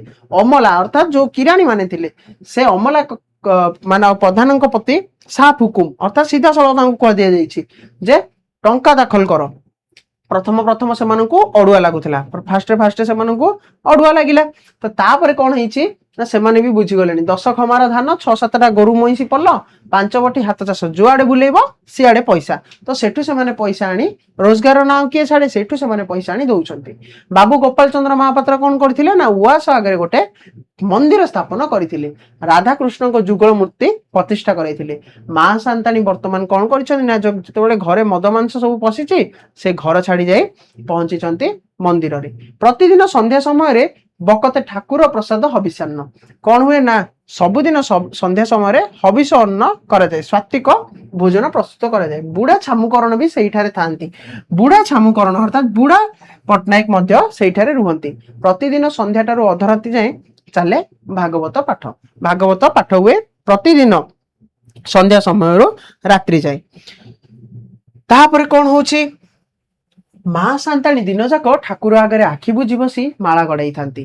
ଦିନେ ପଟ୍ଟନାୟକ ସାନ୍ତାଣୀକୁ କହିଲେ, ଆଜ୍ଞା ଶୁଣିଛନ୍ତି, ବାବୁଙ୍କ ମଙ୍ଗଳ କୃତ୍ୟ ବଢିବାର ସଭାରେ ସ୍ଥିର ହେଲା। ମୁଁ କହୁଛି ହେଉ, ବୋହୁ ସାନ୍ତାଣୀ ଆସିଲେ ଅବା ଘର କରଣାଟା ସମ୍ଭାଳା ସମ୍ଭଳି କରିବେ। ମା ସାନ୍ତାଣୀ ଆଁଟା କରି ପଟ୍ଟନାୟକଙ୍କ ମୁହଁକୁ ଘଡ଼ିଏ ଯାଇ ଚାହିଁଲେ। ତହିଁ ଉତ୍ତରରେ ପଚାରିଲେ, ଆଁ କନ୍ୟା? ପଟ୍ଟନାୟକ କହିଲେ, ଆଜ୍ଞା ମୁଁ ନିଜେ ସେ କଥା ବୁଝିବାକୁ ଯାଇଥିଲି। ବାବୁ ଜବାବ ଦେଲେ, ଦେଶୀ କନ୍ୟା ଗୁଡାକ ଅଶିକ୍ଷିତା, କୁସଂସ୍କାର, ଅସଭ୍ୟତାରେ ବୁଡିଛନ୍ତି, ଲୁଗା ଖଣ୍ଡେ ପିନ୍ଧି ଜାଣନ୍ତି ନାହିଁ, ଅଧଳା ଲଙ୍ଗଳା ହୋଇଥାନ୍ତି, ମୁହଁ ଢାଙ୍କି ମୂଷା ପରି ଗାତରେ ଲୁଚିଥାନ୍ତି। ତ କଣ ହେଇଛି ନା ଯେତେବେଳେ ମା ଘର ଛାଡି ଯାଇଛନ୍ତି, ଏରି ମନ୍ଦିରରେ ରହୁଛନ୍ତି, ସେତେବେଳେ ସିଏ ଆଉ ଜାଣିନାହାନ୍ତି ବାବୁଙ୍କର ମଙ୍ଗଳ କୃତ୍ୟ, ଅର୍ଥାତ ବାବୁଙ୍କର ବିବାହ ଯେମିତି ଯଜ୍ଞ ପବିତ୍ର ଧାରଣ କରାଯାଏ, ଯେମିତି ବ୍ରତ ଘରକୁ ଯଜ୍ଞ ପବିତ୍ର ଧାରଣ ବୋଲି କୁହାଯାଏ, ଠିକ ସେଇପରି ମଙ୍ଗଳ କୃତ୍ୟ କଥା ଠିକ ହେଇଛି, ବିବାହ କଥା ଠିକ ହେଇଛି। ତ ଯେତେବେଳେ ଏ କଥା ସେ ଶୁଣିଛନ୍ତି ମା ସାନ୍ତାଣୀ, ନିଜ ପୁଅର ବିବାହ ହଉଛି ଅଥଚ ସେ ଜାଣିନାହାନ୍ତି, ସେ ଆଶ୍ଚର୍ଯ୍ୟଚକିତ ହେଇଯାଇଛନ୍ତି। ଆଉ ପଟ୍ଟନାୟକର ମୁହଁକୁ ଚାହିଁ ପଚାରୁଛନ୍ତି, ଆ କନ୍ୟା? କିଏ ସେ କନ୍ୟା ଯିଏ ପୁଅକୁ ମୋର ବାହା ହବ? ସିଏ କହୁଛନ୍ତି, ଯେତେବେଳେ ମୁଁ ବୁଝିବାକୁ ଯାଇଥିଲି ବାବୁଙ୍କ ପାଖକୁ ଯେ କୋଉପରି କନ୍ୟା ଆପଣଙ୍କୁ ଆବଶ୍ୟକ, ବାବୁ ତାକୁ କହୁଛନ୍ତି ଯେ ଗାଁର କନ୍ୟା ଗୁଡାକ, ଦେଶୀ କନ୍ୟା ଗୁଡାକ ଅଶିକ୍ଷିତା, ସେମାନେ ଅଧା ଲଙ୍ଗଳା ହୋଇ ବୁଲନ୍ତି, ସେମାନଙ୍କୁ ଲୁଗା ଖଣ୍ଡେ ପିନ୍ଧିବା ମଧ୍ୟ ଜଣା ନାହିଁ, ଆଉ କୁସଂସ୍କାର ଆଉ ଅସଭ୍ୟତାରେ ସେମାନେ ବୁଡି ରହିଛନ୍ତି। ଆଉ କଣ ନା ମୁହଁ ଢାଙ୍କି ମୂଷା ପରି ଗାତରେ ଲୁଚିଥାନ୍ତି। ତ ଗାଁର ଯୋଉ ନାରୀ ମାନଙ୍କୁ ସେ କିପରି परिप्रकाश करिसेंती ना देशी कन्या गुड़क अशिक्षिता कुसंस्कार असभ्यतार बुड़ुंट लुगा खंडे पिंधि जानती ना अधा लंगड़ा होता मुह ढांकी मूषा परी गाତରେ ଲୁଚିଥାନ୍ତି ଏତେ ସବୁ ସେ କହୁଛନ୍ତି। କଲିକତାରେ ପରା କନ୍ୟା ଠିକ ହେଲାଣି, କଲିକତାରେ କନ୍ୟା ଠିକ ହେଇଯାଇଛି ବୋଲି ପଟ୍ଟନାୟକ ଜାଣିଛନ୍ତି। ମା ସାନ୍ତାଣୀ ପାଟି କରି କହିଲେ ରାଧେ କୃଷ୍ଣ ଏତିକି କହି ସେ ହେଇଛନ୍ତି ତୁନି ଯାଇଛନ୍ତି, ଶାନ୍ତ ହୋଇଯାଇଛନ୍ତି। ହାତ ଯୋଡ଼ି ଠାକୁରଙ୍କୁ ଅନେଇଥାନ୍ତି। ଦୁଇ ଆଖିରୁ ଯୋଡ଼ାଏ ଧାର ବହି ଯାଉଛି। ତାଙ୍କ ଆଖିରୁ କଣ ହେଇଛି ନା ଲୁହର ଧାର ବହି ଯାଉଛି। ପଟ୍ଟନାୟକ ପୁନର୍ବାର କହିଲେ କଲିକତାକୁ ବରଯାତ୍ରୀ କିଏ କିଏ ଯିବେ, କି ରୋଷଣୀ କେତେ ତୟାର ହବ ପଚାରୁଥିଲି। ତ ମାଙ୍କୁ ସେ ପଚାରୁଛନ୍ତି ପଟ୍ଟନାୟକ ଯେ କିଏ କିଏ ଯିବ କଲିକତାରେ, ଯେହେତୁ ବାହାଘର ହବ କଲିକତାର କନ୍ୟା, ତ କିଏ କିଏ ଯିବ, କେତେ ରୋଷଣୀ ହବ, କେତେ ଖର୍ଚ୍ଚ ହବ, କିଏ କିଏ ତୟାର ହେବେ ଅର୍ଥାତ୍ କିଏ କିଏ ପ୍ରସ୍ତୁତ ହେବେ, ଏ ବିଷୟରେ ସିଏ ପଚାରିଛନ୍ତି। ତ ତାପରେ କଣ ହେଇଛି, ବାବୁ ଠୋ ଠୋ ହସି ଉଠିଲେ, କହିଲେ ଅସଭ୍ୟତା କୁସଂସ୍କାର, ତୁମେ ତ ଇଂରାଜୀ ଜାଣ ନା, ଦେଖିବି ନାହ ସଭ୍ୟ ବିବାହ କଥା କିପରି ଜାଣିବ। ବାବୁ କଣ ହେଇଛନ୍ତି, ଯେତେବେଳେ ପଟ୍ଟନାୟକ ପଚାରିଛନ୍ତି ବାବୁଙ୍କୁ କିଏ କିଏ ଯିବେ, କଣ ରୋଷଣୀ ହବ, କିଏ କିଏ ପ୍ରସ୍ତୁତ ରହିବେ, ସେଠୁ ରାଜୀବ ଲୋଚନ ହସି ଉଠିଛି ଆଉ କହିଛି ଅସଭ୍ୟତା କୁସଂସ୍କାର, ତୁମେ ତ ଜାଣ ଇଂରାଜୀ ଜାଣ ନା, ଦେଖିବି ନାହ ସଭ୍ୟ ବିବାହ କଥା କିପରି ଜାଣିବ।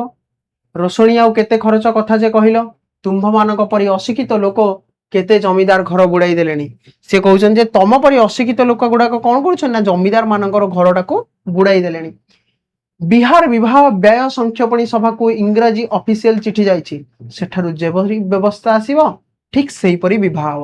କଣ ହଉଛି ନା ବିହାରରେ ଗୋଟେ ବିବାହ ବ୍ୟୟ ସଂକ୍ଷେପଣୀ, ଯେମିତି ବର୍ତ୍ତମାନ ସମୟରେ ଡେଷ୍ଟିନେସନ ମ୍ୟାରେଜ ହଉଛି ବା କେମିତି ବିବାହ କାର୍ଯ୍ୟ ହବ, ତା ପ୍ରତି ଗୋଟେ ଇଭେଣ୍ଟ କୁ ବା କିଛି ଗୋଟେ ସଂସ୍ଥାକୁ ସବୁ କିଛି ଦାୟିତ୍ୱ ନ୍ୟସ୍ତ କରାଯାଉଛି, ସେ ସଂସ୍ଥା ସେ ସବୁ କଥା କିଛି ବୁଝୁଛି। ତ ସେଇ ସମୟରେ କଣ ହେଇଛି ନା ବିହାରରେ ଗୋଟେ ଯୋଉ ବିବାହ ବ୍ୟୟ ସଂକ୍ଷେପଣୀ ସଂସ୍ଥା ଥିଲା, ସେ ସଂସ୍ଥାକୁ ଇଂରାଜୀ ଭାଷାରେ ଅଫିସିଆଲ ଚିଠି କରାଯାଇଛି, ସେଠୁ ଯୋଉ ପ୍ରକାରରେ ଆସିବ ସେ ପ୍ରକାରରେ ବିବାହ ହବ ବୋଲି କହୁଛନ୍ତି ରାଜୀବ ଲୋଚନ। ମୁଁ ଆଉ କିଛି କହିଲି ନାହିଁ, ବୁଢା ପଟ୍ଟନାୟକ ଆଉ କିଛି କହିନାହାନ୍ତି। ସବୁବେଳେ ମିଜାଜଟା ଚଢି ରହିଛି, ସବୁବେଳେ କଣ ହଉଛି ନା ମିଜାଜଟା ଚଢି ରହୁଛି, ମାନେ ସବୁବେଳେ ସେ ଆମୋଦ ପ୍ରମୋଦ ବିଳାସ ବେଶନରେ ରହିଛି। କାଚ କୁମ୍ଫା ଗୁଡିକ ଓଳି ତଳେ ଗଣ୍ଡା ଗଣ୍ଡା ଗଡୁଛି। କାଚ କୁମ୍ଫା, କୁମ୍ଫା ଅର୍ଥ କଣ ନା ବୋତଲ, ମଦ ବୋତଲ ଗୁଡିକ କଣ ହେଇଛି ଅର୍ଥାତ୍ ସରୁ ମୁହଁ ଥିବା ଗୋଟେ ପାତ୍ର,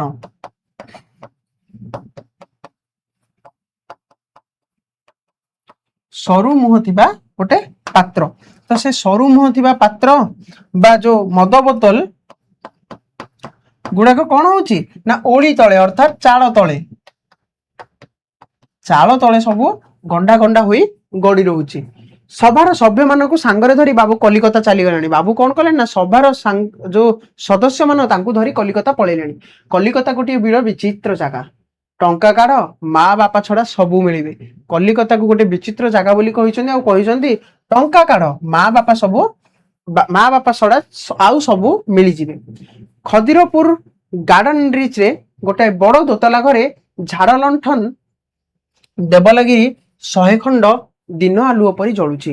ଖଦିରପୁର ବୋଲି ଗୋଟେ ଜାଗା ଅଛି, ଖଦିରପୁର ଆଉ ସେଠି ଗୋଟେ ଗାର୍ଡନ ରିଚ୍ ବୋଲି ଗୋଟେ ସ୍ଥାନ ରହିଛି। ସେ ଗାର୍ଡନ ରିଚ୍ ରେ କଣ ହେଇଛି ନା ଗୋଟେ ବଡ ଦୋତାଲା ଘରେ ଝାଡ ଲଣ୍ଠନ ସେ ସମୟରେ ବ୍ୟବହୃତ ହଉଥିଲା। ଦୋବଲାଗିରି 100 ଖଣ୍ଡ ଦିନ ଆଲୁଅ ପରି ଜଳୁଛି। ଏତେ ଲଣ୍ଠନ ଜଳୁଛି ଯେ ଲାଗୁଛି କି ଦିନ ହୋଇଛି। ତଳେ ଗାଲିଚା ସତରଞ୍ଜି ବିଛଣା, ତଳେ କଣ ହେଇଛି ନା ଗାଲିଚା ଆଉ ସତରଞ୍ଜି, ଯୋଉ ଆମେ ତଳେ ଦରି ପକଉଛେ, ଯୋଉ ଭୂମି ଉପରେ ଆମେ ଦରି ପକଉଛେ ଘରେ, ସେ ଦରିର ବିଛଣା ବାଲେ ସେଟା ବିଛା ହେଇ ପଡିଛି। ତାପରେ କଣ ହେଇଛି, ରାତିରେ 2 ଥର ପା ଖେମ୍ଟା ନାଚ। ଖେମ୍ଟା ନାଚ ସମସ୍ତେ ଜାଣିଥିବ। ତମେ କିଏ କିଏ କୋରାପୁଟରୁ ଅଛ କମେଣ୍ଟ କରିବ। କୋରାପୁଟରେ ଯୋଉମାନେ ରୁହନ୍ତି ସେମାନେ ଜାଣନ୍ତି, ଓଡିଶାର ସମସ୍ତେ ଜାଣିଥିବ ଖେମ୍ଟା ନାଚ। କୋରାପୁଟର ଗୋଟେ ଲୋକ ନୃତ୍ୟ ହଉଛି, କୋରାପୁଟର ଲୋକ ନୃତ୍ୟ ହଉଛି ଖେମ୍ଟା ନାଚ। ଦିଅତାଙ୍ଗ ପିଅତାଙ୍ଗ ଲାଗିଛି ଅର୍ଥାତ୍ ପିଇବା ମଧ୍ୟ ଚାଲିଛି, ଦେବା ଆଉ ପିଇବା ମଧ୍ୟ ଚାଲିଛି। ଆଖପାଖ ବଜାର ଲୋକ ଜାଣିଲେ ଓଡିଶାର ଗୋଟିଏ ରଜା ପୁଅର ବିବାହର। ଏତେ ଯୋଉ 100 ଲଣ୍ଠନ ଜାଳିଛି, ପୁରା ଦିନ ଭଳି ଆଲୁଅ ହଉଛି, ଏତେ ସବୁ ଦେଖି ପାଖ ଲୋକ ସବୁ ଜାଣିଲେଣି କଣ ନା ଗୋଟେ ରଜା ପୁଅର ବାହାଘର ହଉଛି। କନ୍ୟାଟିର ନାମ ନୟନତାରା ଦୁଃଖ ପାସରା। ତ ଯୋଉ ଝିଅକୁ ବାହା ହଉଛି ରାଜୀବ ଲୋଚନ, ତା ନାଁ ହଉଛି କଣ ନା ନୟନତାରା ଦୁଃଖ ପାସରା। ମନେ ରଖ, ପ୍ରଶ୍ନ ଆସିବ जो विवाह कला राजीव लोचन से झीर ना कौन ना नयनतारा और दुख पाशरा। बाबू शुणी प्रत्यक्ष देखिले कन्या सुंदरी सभ्या स्वाधीनता और शिक्षिता। कन्या कौन ना सुंदरी बाबू शुणी सीना किंतु देखि नथिले वर्तमान देखिले सी होची सुंदरी सभ्या स्वाधीनता आउ शिक्षिता। जमीदार बाबू विमोहित हो गले मने कले स्वर्गरु देवकन्याटी ओह्लाई आसी। बाबू विमोहित हो गले आ भाबिले जे देवकन्याटी गोटे स्वर्गरु ओह्लाई आसी। दिन राति गिलास हाथरू छाड़ नाही। 4 दिन है बरकन्या मध्य पूर्वालाप अर्थात कोर्टशिप चली। तो कौन है ना जो बरकन्या जी आग को स्वामी स्त्री हे मध्य पूर्वर कथबार्ता सब चली। हाथरू आउ ग्लास खसुनी। आगु शुणी नयनतारा दुख पाशरा विषय किंतु देखि नथिले देखिला पर से कौन है ना विमोहित हो जाइछंती। बगी चढ़ी केते जगह बुली आसिलेनी से माने ट्रेन चढ़ी केते जगह सब बुली आसिलेनी। कन्या बापा मां को एटा भल लागुनी जो नयनतारा दुख पाशरा रही ता बापा मां को एटा भल लागुनी। काले जमीदार पुआटा हाथरू खसी जीव सही डर रे केही किछि कहि पाउनांती। काले कुआडे जमीदार पुआटा पळेइबो जदि से माने कहिबे बा ऑब्जेक्शन करिवे विरोध करिवे जमीदार पुआ कहबो बाहेबिनी एटा कुसंस्कार राजीव लोचन र मतरे से कोन करिछि आ किछि कहउनांती। गल्प लेखक हां तापर कोन हिछि ना कन्यार जाति कुल घर विषय रे केही संधान करी किछि ठिकाना पाइले नाही। समस्त संधान कले जे कन्या किए गाँ कन्या छाड़ी बाबू राजीव लोचन बाहा होउछंदी कलिकता रे जणे कन्या को तो कन्याटा किए आउ ठीक ठिकाना पाइले नाही। गल्प लेखक मानकु समस्त विषय संधान करी निरल सत्य कथा गुड़िक लेखिबाकू हुए। तो लेखक लिखिछन जे जे गप लेखंती से कोन करन ना संधान करी सत्य कथाटा लेखिबाकू चाहती। आम्भे माने बहुत अनुसंधान जोगरे एही परि परिचय पाई अछु।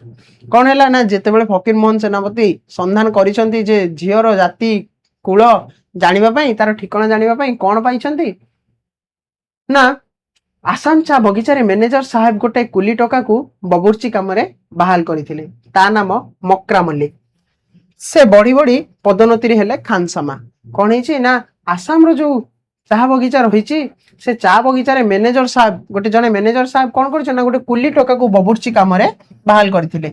बबुर्ची अर्थात जे रोसया को सहाय्य करते तो से रोसया को सहाय्य करथुवा काम रे ताको व्यवहार करछंती। ता ना होची मक्रा मल्लिक।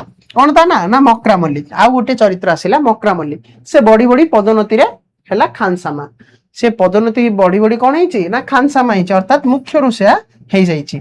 तापर कौन है सही बगीचा रे 30-40 वर्ष है साहेब मान पाखे अच्छी। मक्रा मल्लिक कौन है ना सही बगीचा 30-40 वर्ष है साहेब मान पाखे अच्छी।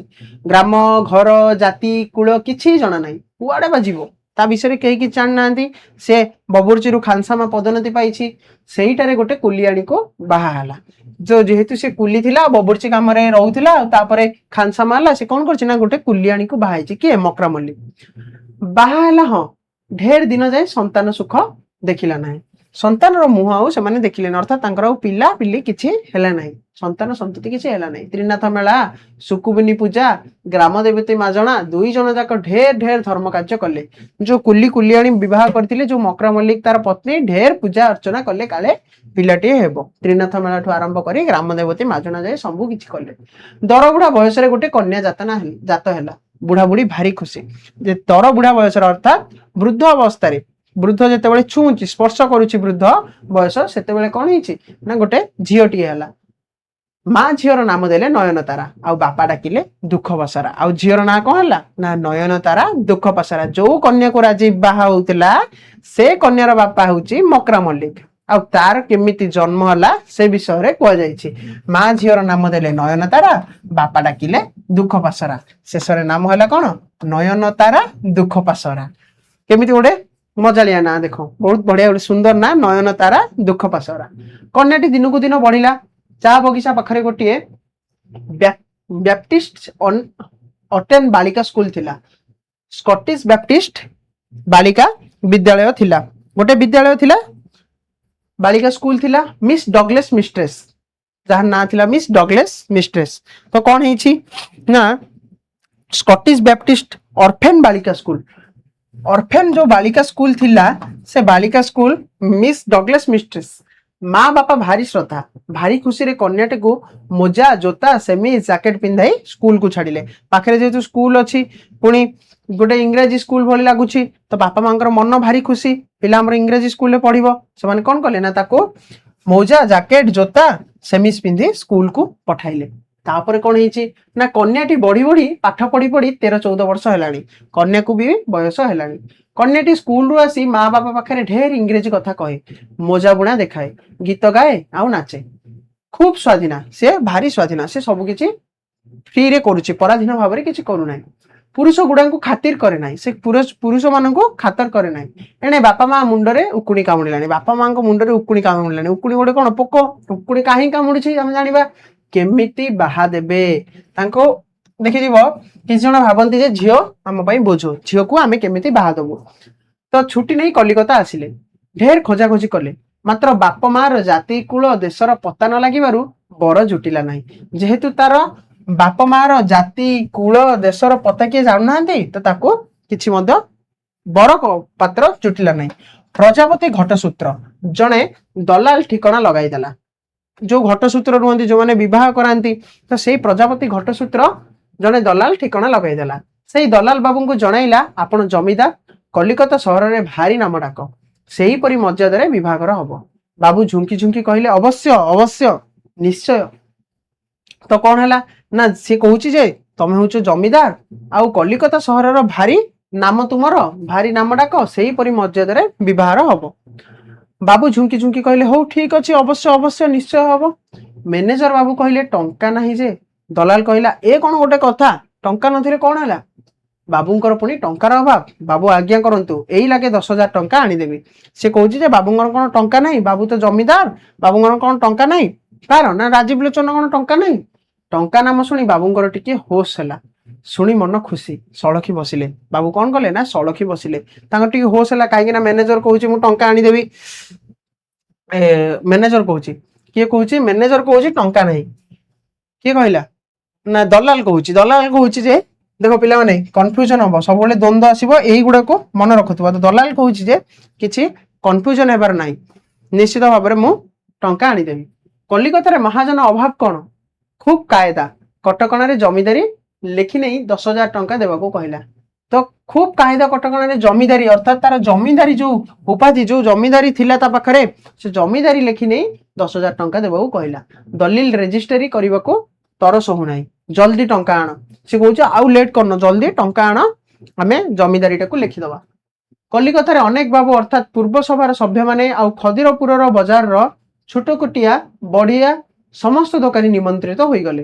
ତ ଆଗରୁ ଯୋଉ କଲିକତାରେ ସାଙ୍ଗମାନେ ଥିଲେ, ଯୋଉ ଦିଟା ସଭା କରାଯାଇଥିଲା, ସେ ଦିଟା ସଭାର ସବୁ ସଭ୍ୟମାନେ ଆଉ ଛୋଟ କାଟିଆ ଦୋକାନ ମାନେ ସମସ୍ତଙ୍କୁ ନିମନ୍ତ୍ରଣ କରାଗଲା ବାହାଘରକୁ। ନାନା ପ୍ରକାରର ମିଷ୍ଟାନ୍ନ, ନାନା ପ୍ରକାରର ପେୟ, ପିଇବା ପାଇଁ ଆସନ, ଦାନ୍ତ ଖୁଣ୍ଟା ପର୍ଯ୍ୟନ୍ତ ଧରି ଠିକାଦାର ହାଜର, ସମସ୍ତେ ସେଠି ହାଜର ହେଲେ। 3 ଦିନ ଯାଏ ନାଚ ତାମସା ପିଆର ଖୁବ ଧୁମ ଚାଲି ଲାଗିଛି। 3 ଦିନ ଯାଏ ବାହାଘର ଚାଲିଛି, ପିଆ ପି ମଜ ମସ୍ତି, ମଦ ବିଳାସ ବାସନ ସବୁ ଚାଲିଛି। କରଜ 10,000 ଟଙ୍କାରୁ କାହିଁରେ କେତେ ଟଙ୍କା ଖର୍ଚ୍ଚ ହେଲା, ଆମ୍ଭେମାନେ ସେଥିର ହିସାବ ଦେଇପାରିବୁ ନାହିଁ, କାରଣ ସେଥିରେ କିଛି ଲେଖାଲେଖି ହେଇନାହିଁ। ଯୋଉ କରଜ 10,000 ଟଙ୍କା ଅଣାଇଛି, ଯାହା ଫଳରେ ବିବାହ ହଉଛି, ସେଠୁ କେତେ ଟଙ୍କା କଣ ଖର୍ଚ୍ଚ ହେଲା ସେ ବିଷୟରେ ଆମେ ଜାଣିନୁ, କି ତାର କିଛି ଲେଖାଲେଖି ନାହିଁ, ତାର କିଛି ହିସାବ ଦେଇ ହବ ନାହିଁ। ମ୍ୟାନେଜର ହରିବୋଲ ବାବୁଙ୍କ ହାତରେ ତହବିଲ, ନାନା କାର୍ଯ୍ୟରେ ବ୍ୟସ୍ତ। ଜମିଦାରଙ୍କ ସ୍ୱାସ୍ଥ୍ୟ ନିମନ୍ତେ ସଭ୍ୟାଦେଶ ନିୟମ ଅନୁସାରେ ପାନର ମାତ୍ରା କିଛି ବଳି ପଡିବାରୁ ଖର୍ଚ୍ଚ ଟଙ୍କାର ହିସାବ ରଖିବାକୁ ବେଳ ପାଇନାହାନ୍ତି। କଣ ହେଇଛି ନା ହରିବୋଲ ପଟ୍ଟନାୟକ ଯେହେତୁ ବର୍ତ୍ତମାନ ମ୍ୟାନେଜର, ଜମିଦାରୀ ଦୁଇଟା କଥା ବୁଝୁଛି, ପୁଣି ସଭାର ସମ୍ପାଦକ, ସିଏ କଣ କହିଛି ନା ବାବୁଙ୍କ ହାତରେ, ତା ହାତରେ ସବୁ କିଛି ରହିଛି, ନାନା କାର୍ଯ୍ୟରେ ସେ ବ୍ୟସ୍ତ। ଜମିଦାରଙ୍କ ସ୍ୱାସ୍ଥ୍ୟ ନିମନ୍ତେ ସଭ୍ୟାଦେଶ ନିୟମ ଅନୁସାରେ, ଯେହେତୁ ଜମିଦାରଙ୍କର ସ୍ୱାସ୍ଥ୍ୟ ଅଛି ଆଉ ସଭ୍ୟ ହେବାର ନିୟମ ଅନୁସାରେ ପାନର ମାତ୍ରା କିଛି ବଳି ପଡିବାରୁ, କିଛି ଟଙ୍କା ବଳି ପଡିବାରୁ ଖର୍ଚ୍ଚ ଟଙ୍କାର ହିସାବ ରଖିବାକୁ ସେ ଆଉ ବେଳ ପାଇନାହାନ୍ତି। ବିବାହ ଶେଷ, ଜମିଦାର ଜମିଦାରଣୀଙ୍କ ଦେଶସ୍ଥ ସଭ୍ୟମାନଙ୍କୁ ଧରି ଦେଶକୁ ବାହୁଳିଲେ। କଣ ହେଇଛି, 3 ଦିନ ପୁରା ଭୁ ମଜା ମସ୍ତି କରିକି, ଡେଷ୍ଟିନେସନ ମ୍ୟାରେଜ କରିକି, ସେମାନେ ମଜା ମଜଲିସ କରିକି ଯେତେବେଳେ ଫେରିଛନ୍ତି, ସେମାନେ କଣ ହେଇଛନ୍ତି ନା ଆଉ ଟଙ୍କାର ହିସାବ ରଖିନାହାନ୍ତି। କିଏ, ହରିବୋଲ ପଟ୍ଟନାୟକ, ସେମାନେ ବିବାହ ସେ ଭିତରେ ସରିଯାଇଛି। ଆଉ ଜମିଦାର ଜମିଦାରାଣୀ ଦେଶର ଯୋଉ ସଭ୍ୟମାନେ ଥିଲେ ସେମାନଙ୍କୁ ଧରି ଦେଶକୁ ବାହୁଡୁଛନ୍ତି। ତାପରେ କଣ ହେଇଛି ନା ବରକନ୍ୟା ଉଆସ ମଧ୍ୟକୁ ପ୍ରବେଶ ବେଳେ ଉଆସର ପୋଇଲି ପଞ୍ଝା, ଗ୍ରାମର ଭଲ ଭଲ ଲୋକ, ଘର ବୋହୂ ଝିଅମାନେ ଗୋଟିଏ ନୂଆ କୁଲାରେ ସେରେ ଚାଉଳ, ଦୁବ, ବରକୋଳି ପତ୍ର ଦେଇ ତହା ଉପରେ ଘିଅ ଦୀପଟିଏ ଥୋଇ ବରକନ୍ୟାକୁ ବନ୍ଦାଇ ଦେବାକୁ ଆସିଲେ। କଣ ହେଇଛି ନା ଗାଁରେ ଯୋଉ ପୋଇଲି ପଞ୍ଝା, ଅର୍ଥାତ ଯୋଉ ଦାସୀ ମାନେ ଥିଲେ, ପୋଇଲି କଣ ନା ଦାସୀ, ତ ଦାସୀ ମାନେ ଆଉ ଗ୍ରାମର ଭଲ ଭଲ ଲୋକମାନେ ଆଉ ଘରର ବୋହୂ ଝିଅ ସମସ୍ତେ ଆସି ଯେତେବେଳେ ଦେଖିଥିବ ତମେ ଘରକୁ ନୂଆ ବୋହୂ ଆସନ୍ତି ସେତେବେଳେ ତାଙ୍କୁ ବନ୍ଦାପନା କରି ଘରକୁ ନିଆଯାଏ। ତ ଠିକ ଏଇଠି କଣ ହେଇଛି ନା ସେରେ ଅରୁଆ ଚାଉଳ ଦୁବ ବରକୋଳି ପତ୍ର ଘିଅ ଦୀପ ଧରି କୁଲାରେ ତାଙ୍କୁ ବନ୍ଦାପନା କରିବାକୁ ଯାଇଛନ୍ତି। କଣ ହେଲା ନା ଶଙ୍ଖ ହୁଳୁହୁଳି ଶୁଣି ଜମିଦାର ଭାରି ରାଗି ଯାଇ କୁସଂସ୍କାର କୁସଂସ୍କାର ଅସଭ୍ୟତା କହି ଗୋଟେ ବଡ ପାଟି କରୁଛନ୍ତି। କାହିଁକି ନା ସେ ନିଜର ପିତାଙ୍କର ମୃତ୍ୟୁରେ ମଧ୍ୟ ଏ କାର୍ଯ୍ୟ କରିବା ପାଇଁ ମନା କରିଦେଇଥିଲେ। ଏଇଠି ମଧ୍ୟ ସେ କଥା କହିଛନ୍ତି। ସ୍ୱାମୀଙ୍କୁ ଦେଖା ଦେଖି କନ୍ୟା ମଧ୍ୟ ଏହା ନିତ୍ୟାନ୍ତ ବଡ କୁସଂସ୍କାର ଅଛି, ଏହା ଅସଭ୍ୟତା କହି ଠୋ ଠୋ କରି ହସିଲେ। କନ୍ୟା ମଧ୍ୟ ଶିକ୍ଷିତା, ସେ ସ୍ୱାଧୀନ ନାରୀ, ସେ ପୁରୁଷ ମାନଙ୍କୁ ଖାତିର କରୁନି। ସ୍ୱାମୀର କଥା ଯେତେବେଳେ ସେ ଶୁଣିଛି ସିଏ ମଧ୍ୟ କହିଛି ଏଗୁଡା ଗୋଟେ କୁସଂସ୍କାର, ଏଇଟା ଅସଭ୍ୟତା। ଗାଁ ଭୁଆଶୁଣୀ ଗୁଡାକ ଏସବୁ ଦେଖି ଶୁଣି ଛାନିଆ ଡରରେ ଅଗଣାରେ କୁଲାଟା ତଳେ ଥୋଇ ଦେଇ ଯେ ଯାହା ଘରକୁ ପଳେଇଲେ। ଗାଁରେ ଯୋଉ ଭୁଆଶୁଣୀ ଅର୍ଥାତ ଅବିବାହିତା ବିବାହ କରିନଥିବା ଯୋଉ ଝିଅ ମାନେ ଆସିଥିଲେ ବନ୍ଦାପନା କରିବା ପାଇଁ, ସେମାନେ କଣ ହେଲା ନା ଏ ସବୁ କଥା ଶୁଣି କଣ କଲେ ନା ଘରକୁ ପଳେଇଲେ। ପୁଅ ବୋହୂ ହାତ ଧରା ଧରି ହୋଇ ମା ସାନ୍ତାଣୀଙ୍କ ସହିତ ସାକ୍ଷାତ କରିବାକୁ ବାହାରିଲେ। ପୁଅ ବୋହୂ ହାତ ଧରା ଧରି ହୋଇ କଣ କରିଛନ୍ତି ନା ମା ସାନ୍ତାଣୀଙ୍କ ସହିତ ସାକ୍ଷାତ କରିବାକୁ ଯାଇଛନ୍ତି। ମା ତେତେବେଳେ ଠାକୁରଙ୍କ ଆଗରେ ମାଳିଟି ହାତରେ ଧରି ଆଖି ବୁସି ଫୁସଫାସ ହୋଇ ହରେକୃଷ୍ଣ ନାମ ଜପୁଛନ୍ତି। ମା କଣ କରୁଛନ୍ତି, ଯେହେତୁ ମା ଘରୁ ବାହାରି ଯାଇଛନ୍ତି ମନ୍ଦିରରେ ରହୁଛନ୍ତି, ହାତରେ ଗୋଟେ ଜପା ମାଳି ଧରି ହରେ କୃଷ୍ଣ ସେ ଜପୁଛନ୍ତି। ବୋହୂର ଗୋଡରେ ଲେଡି ଜୋତା ଏଡିର ଠକ୍ ଠକ୍ ଶବ୍ଦ ଶୁଣି ଚମକି ପଡି ଠିଆ ହୋଇଗଲେ। ବୋହୂ କଣ କରିଛି ନା ଗୋଡରେ ଲେଡି ଜୋତା ପିନ୍ଧିଛି, ଅର୍ଥାତ ହିଲ ଜୋତା ପିନ୍ଧିଛି। ହିଲ ଜୋତା ପିନ୍ଧି ଯେତେବେଳେ ଠକ୍ ଠକ୍ ଶବ୍ଦ ଶୁଭିଛି ମା ସାନ୍ତାଣୀ ସେତେବେଳେ ଚମକି ପଡି ଠିଆ ହୋଇଯାଇଛନ୍ତି। ବୋହୂ ଟିକିଏ ହସି ହସି ଓ ଆମ୍ଭର ପ୍ରିୟ ଶାଶୁ ନମସ୍କାର ନମସ୍କାର, କେମନ୍ତ କର ଆପଣ କର କହି ହାତ ବଢାଇ ଯେମନ୍ତ ଶାଶୁ ପାଖକୁ ଚାଲିଗଲେ, ବୁଢୀ ତ ଛୁନା ଛୁନା ଛୁନା, ଆରେ କିଏ ଅଛ ରେ, ମନ୍ଦିର ଅପ୍ରତିଷ୍ଠା ହେଲା ରେ, ବାହାର କରିଦିଅରେ ବୋଲି ରଡି ଛାଡିଲେ। କଣ ହେଇଛି ନା ଯେତେବେଳେ ସିଏ ହିଲ ପିନ୍ଧି ଯାଇଛନ୍ତି ସେତେବେଳେ କହିଛନ୍ତି ଶାଶୁ ମା ନମସ୍କାର, ହ୍ୟାଣ୍ଡସେକ୍ କର, ହାତକୁ ମିଳାଅ। ସେତେବେଳେ କଣ ହେଇଛି ନା ବୁଢୀ ମା ପାଟି କରିଛନ୍ତି, ମନ୍ଦିର ଅପ୍ରତିଷ୍ଠା ହେଇଗଲା ରେ, ତୁ ଛୁନା ମତେ ଛୁନା, ଏଠୁ ଚାଲିଯା, କିଏ ଅଛରେ ତାକୁ ବାହାର କରରେ ବୋଲି ରଡି ଦେଇଛନ୍ତି। ଜମିଦାର ବାବୁ ମିସେସ ମହାପାତ୍ରଙ୍କ ହାତ ଧରି ଭିଡି ନେଲେ। କଣ ହେଇଛି ନା ଜମିଦାର ରାଜୀବ ଲୋଚନ କଣ କରିଛି ନା ତାର ସ୍ତ୍ରୀର ହାତ ଧରି ଭିଡି ନେଇଛି। ତ ତାପରେ କଣ ହେଇଛି ପିଲାମାନେ ନା ଯେତେବେଳେ ନୂଆ ବୋହୂ ମନ୍ଦିର ଭିତରକୁ ଲେଡି ଜୋତା ପିନ୍ଧି ପ୍ରବେଶ କରିଛି ସେତେବେଳେ ମା ସାନ୍ତାଣୀ ଅର୍ଥାତ ରାଜୀବର ମା କଣ କରିଛନ୍ତି ନା ବୋହୂକୁ ଧିକ୍କାର କରି ଆଉ କହିଛନ୍ତି ଯେ ତୁ ଯୋଉ ଜୋତା ପିନ୍ଧି ମୋ ମନ୍ଦିରକୁ ପ୍ରବେଶ କଲୁ ମୋ ମନ୍ଦିର ଅପବିତ୍ର ହେଇଗଲା, ତ ତୁ ଏଠୁ ବାହାରି ଯା। ତାକୁ ଛୁନା କହି ବାହାରି ଯିବାକୁ କହିଛନ୍ତି। ତାପରେ କଣ ହେଇଛି, ଭାରି ଖପାଟିଏ ହୋଇ କହିଲେ ଅସଭ୍ୟତା ମୂର୍ଖତା ଭାରି କୁସଂସ୍କାର, ଓହୋ ଲେଡିକୁ ଇନସଲ୍ଟ। ତ କଣ ହେଇଛି ନା ଯେତେବେଳେ ମା ସାନ୍ତାଣୀ କହିଛନ୍ତି ସେତେବେଳେ କଣ ହେଇଛି ନା ରାଜୀବ କଣ କରିଛି ନା ତା ସ୍ତ୍ରୀର ହାତ ଧରି ବାହାରକୁ ଚାଲି ଯାଇଛି। ତ ସେତେବେଳେ କଣ ହେଇଛି ନା ସେ କହୁଛି ଭାରି ଖପା ହେଇଯାଇଛି ଆଉ କହୁଛି ଅସଭ୍ୟତା ମୂର୍ଖତା ଭାରି କୁସଂସ୍କାର। କାହିଁକି ନା ସେ କହିଛି ଯେ ଯଦି ଘରେ ଝିଅଟିଏ ରହିବ, ଯଦି ଘରର ଚାଲିଚଳନ ହିଁ ପଢିବ, ଯଦି ସେ ସ୍ୱାଧୀନତା ପାଇଲାନି ତାହେଲେ ସେ ଦେଶ ଆଗକୁ ଯାଇପାରିବନି। ତ ସେଗୁଡାକ ତା ମତରେ କଣ କୁସଂସ୍କାର ଅସଭ୍ୟତା ମୂର୍ଖତା। ଓହୋ ଲେଡିକୁ ଇନସଲ୍ଟ, ସେ କହୁଛି ଯେ ଆଚ୍ଛା ଲେଡିକୁ ଇନସଲ୍ଟ। ସେହି ମୁହୂର୍ତ୍ତରେ ମା ସାନ୍ତାଣୀ ବିଶ୍ୱାସୀ ପୋଇଲି ରାଧି ଆଉ ଗୋଟିଏ ପୁଟୁଳି ଧରି ଘରୁ ବାହାରି ଗଲେ। ପୁରୀ ମାତା ମଠରେ ରହିଥିବାର 8 ଦିନ ବାଦ ସମ୍ବାଦ ଆସିଲା। କଣ ହେଇଛି ନା ସେ ମୁହୂର୍ତ୍ତରେ ଯେତେବେଳେ ସେ ମନ୍ଦିରରେ ପଶି ମନ୍ଦିରକୁ ଅପବିତ୍ର କରିଦେଲା, ସେହି ସମୟରେ ହିଁ ମା ସାନ୍ତାଣୀ ଆଉ ତାଙ୍କର ବିଶ୍ୱାସୀ ପୋଇଲି ମାନେ ମୁଁ କଣ କହିଥିଲି, ପୋଇଲିର ଅର୍ଥ ପୋଇଲି ମାନେ ଦାସୀ। ସେଇ ବିଶ୍ୱାସୀ ପୋଇଲି ତା ନାଁ ହଉଛି କଣ ନା ରାଧି। ମନେ ରଖ ପ୍ରଶ୍ନ ଆସିପାରେ ଯେ ମା ସାନ୍ତାଣୀଙ୍କର ବିଶ୍ୱାସୀ ଦାସୀ କିଏ ଥିଲା ବା ବିଶ୍ୱାସୀ ପୋଇଲି କିଏ ଥିଲା, ସେ ଥିଲା ରାଧି। ଆଉ ଗୋଟିଏ ପୁଟୁଳି ଧରି ଘରୁ ବାହାରି ଗଲେ। ସେମାନେ କଣ ହେଲେ ନା ପୁଟୁଳି ଧରି ଘରୁ ବାହାରି ଯାଇଛନ୍ତି।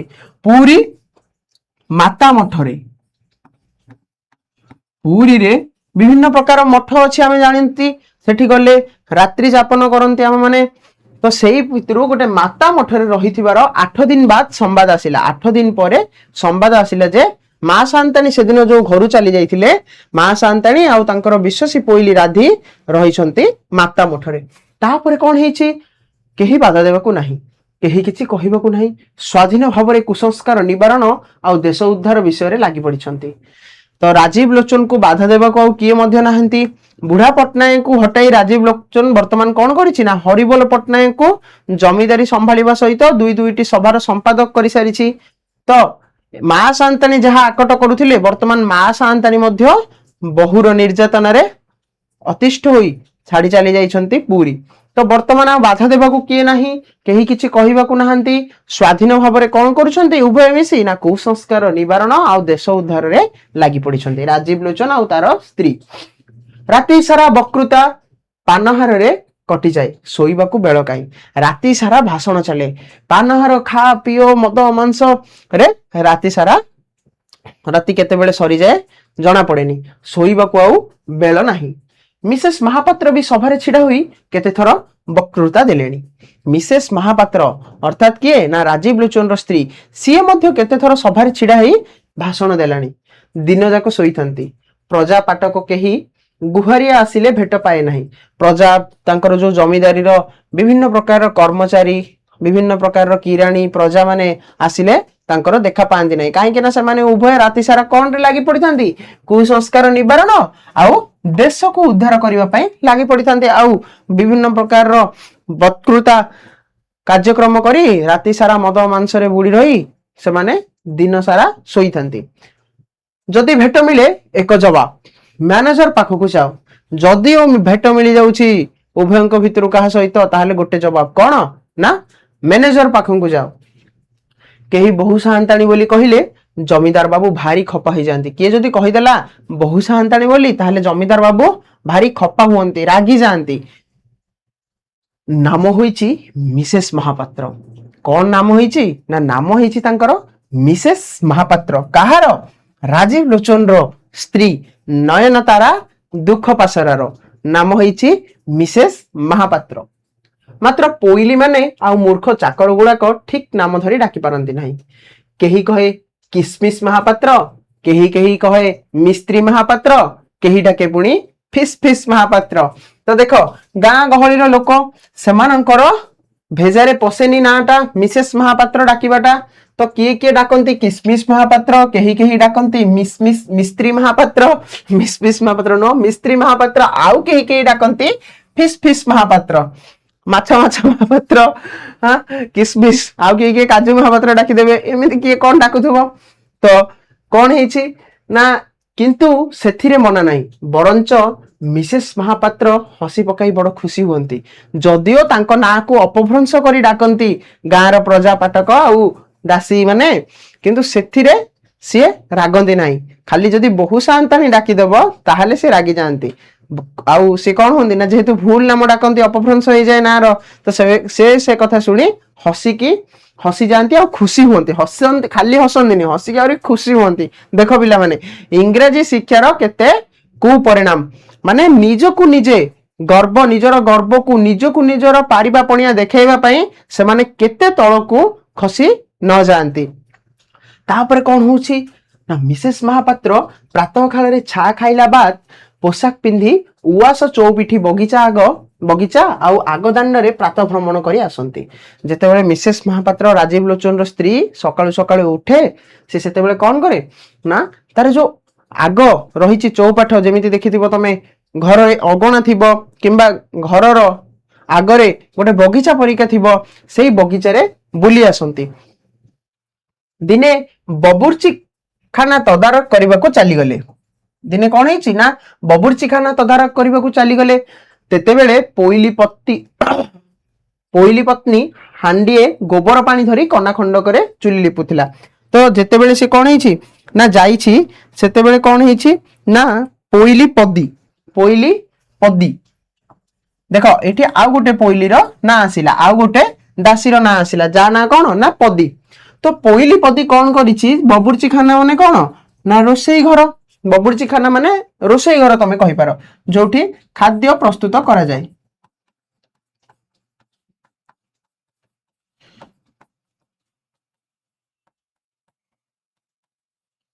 तो से बबुर्ची खाना को जितेबेले जाइछि सेठी कोन हेछि ना पोइली पदी हांडीए गोबर धरी कना खंड करे चुली लिपुथुला। ଜୋତାର ଠକ୍ ଠକ୍ ଶବ୍ଦ ଶୁଣି ଯେମିତି ମୁହଁ ବଙ୍କାଇ ପଛକୁ ଚାହିଁ ଦେଇଛି, ଭାରି ପାଟିଟିଏ କଲା, ଆଲୋ ମୋ ମା ଲୋ, ଆଲୋ ମୋ ବାପ ଲୋ, ଜୋତା ମାଡ଼ି ହାଣ୍ଡିଶାଳରେ ପଶିଲା ଲୋ।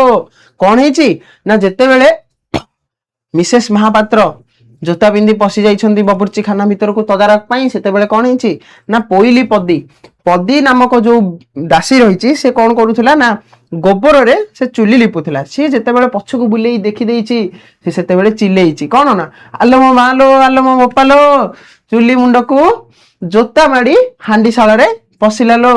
ହାଣ୍ଡିଶାଳ ମାରୁ ଗଲା ଲୋ, ଅର୍ଥାତ୍ ହାଣ୍ଡିଶାଳ ଅପବିତ୍ର ହେଇଗଲା। ମାରୁ ଗଲା ଲୋ ମାନେ କଣ ନା ଅପବିତ୍ର ହେଇଗଲା। କନା ଖଣ୍ଡ ଫୋପାଡ଼ି ଦେଇ ଏକ ମୁହା ଧାଇଁଛି। ସେ କଣ କରିଛି ନା ତା କନା ଖଣ୍ଡକୁ ଫୋପାଡ଼ି ଦେଇ, ଯୋଉ କନା ଖଣ୍ଡରେ ଚୁଲିଟାକୁ ଲିପୁଥିଲା, ସେ କନା ଖଣ୍ଡକୁ ଫୋପାଡ଼ି ଦେଇ ବାହାରକୁ ଧାଇଁଛି। ଆଉ ଉଆସରେ ତାକୁ କେହି କେବେ ଦେଖି ନାହିଁ। ତାକୁ ଆଉ ଉଆସରେ କେହି କେବେ ମଧ୍ୟ ଦେଖି ନାହାନ୍ତି। ଏଣେ ମିସେସ୍ ମହାପାତ୍ର ଉଆ ଉଆ କହି ଅନ୍ୟ ଆଡକୁ ଧାଇଁଛନ୍ତି। ସିଏ ଯେତେବେଳେ ଚିତ୍କାର କରି ଗୋଟେ ଆଡକୁ ଧାଇଁଛି, ଇଏ କଣ କରିଛନ୍ତି ନା ଉଆ ଉଆ କହି ଆଉ ଗୋଟେ ଆଡକୁ ଧାଇଁଛନ୍ତି। ତାର ସିନା କାରଣ ଥିଲା କଣ ନା ଇଏ ଗୋଟେ ଜୋତା ପିନ୍ଧି ହାଣ୍ଡିଶାଳକୁ ପଶିଗଲେ ବୋଲି। ମିସେସ୍ ମହାପାତ୍ର ବା ମିସ୍ତ୍ରୀ ମହାପାତ୍ର କଣ ପାଇଁ ବାହାରକୁ ଯାଇଛନ୍ତି ଆମେ ଜାଣିବା। କଣ ହେଇଛି ନା ମୁହଁରେ ରୁମାଲ ଜାକି ନଥିଲେ, କେଜାଣି ବାନ୍ତି କରି ପକାଇଥାନ୍ତେ। ଏକା ବେଳକେ ସିସିଏ ଲେଭେଣ୍ଡର ଦେହ ଯାକ ଢାଳି ହେବାରୁ ଟିକେ ସାଷ୍ଟାମ ହେଲେ। କଣ ହେଇଥିବ ତାହେଲେ, ମୁହଁରେ ଯଦି ରୁମାଲ ଢାକି ନଥାନ୍ତେ, ମୁହଁରେ ଯଦି ରୁମାଲ ଦେଇ ନଥାନ୍ତେ, ତାହେଲେ ସେ କଣ କରିଥାନ୍ତେ ନା ବାନ୍ତି କରି ପକାଇଥାନ୍ତେ। ବୋଧ ହୁଏ ଗୋବରର ଗନ୍ଧ ସିଏ ଆଉ ସହି ପାରି ନାହାନ୍ତି। କଣ କରିଛନ୍ତି ନା ଏକା ବେଳେ ସିସିଏ ଲେଭେଣ୍ଡର ଅତର କଣ କରିଛନ୍ତି, ସିସିଏ ଅତର, ସିସିଏ ମାନେ କଣ ଯୋଉଥିରେ ଆମେ ଯୋଉଥିରେ ଆମେ କିଛି ଦ୍ରବ୍ୟ ରଖନ୍ତି, ତ ସେ ସିସିଏ ଲେଭେଣ୍ଡର ଦେହ ଯାକ ଢାଳି ହେଇଯିବାରୁ କଣ ହେଇଛନ୍ତି ନା ତାଙ୍କୁ ଟିକେ ସାଷ୍ଟାମ ମିଳିଛି, ତାଙ୍କୁ ଟିକେ ଶାନ୍ତି ଲାଗିଛି, ତାଙ୍କୁ ଟିକେ ଭଲ ଲାଗିଛି। ଯୋଉ ଅଣନିଶ୍ୱାସୀ ହେଇଯାଇଥିଲେ ସେ ସେଇଠୁ ବାହାରକୁ ଆସିଛନ୍ତି।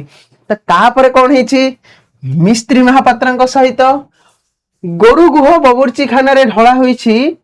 ଜମିଦାର ଶୁଣି ଭାରି ଖପା, ମୂର୍ଖତା, ଅସଭ୍ୟତା, କୁସଂସ୍କାର। ସେ ଘରେ ରୋଷେଇ ହେଲେ ଲେଡିଙ୍କୁ ଖାନା ରୁଚିବ ନାହିଁ, ବାନ୍ତି କରେଇ ପକାଇବେ।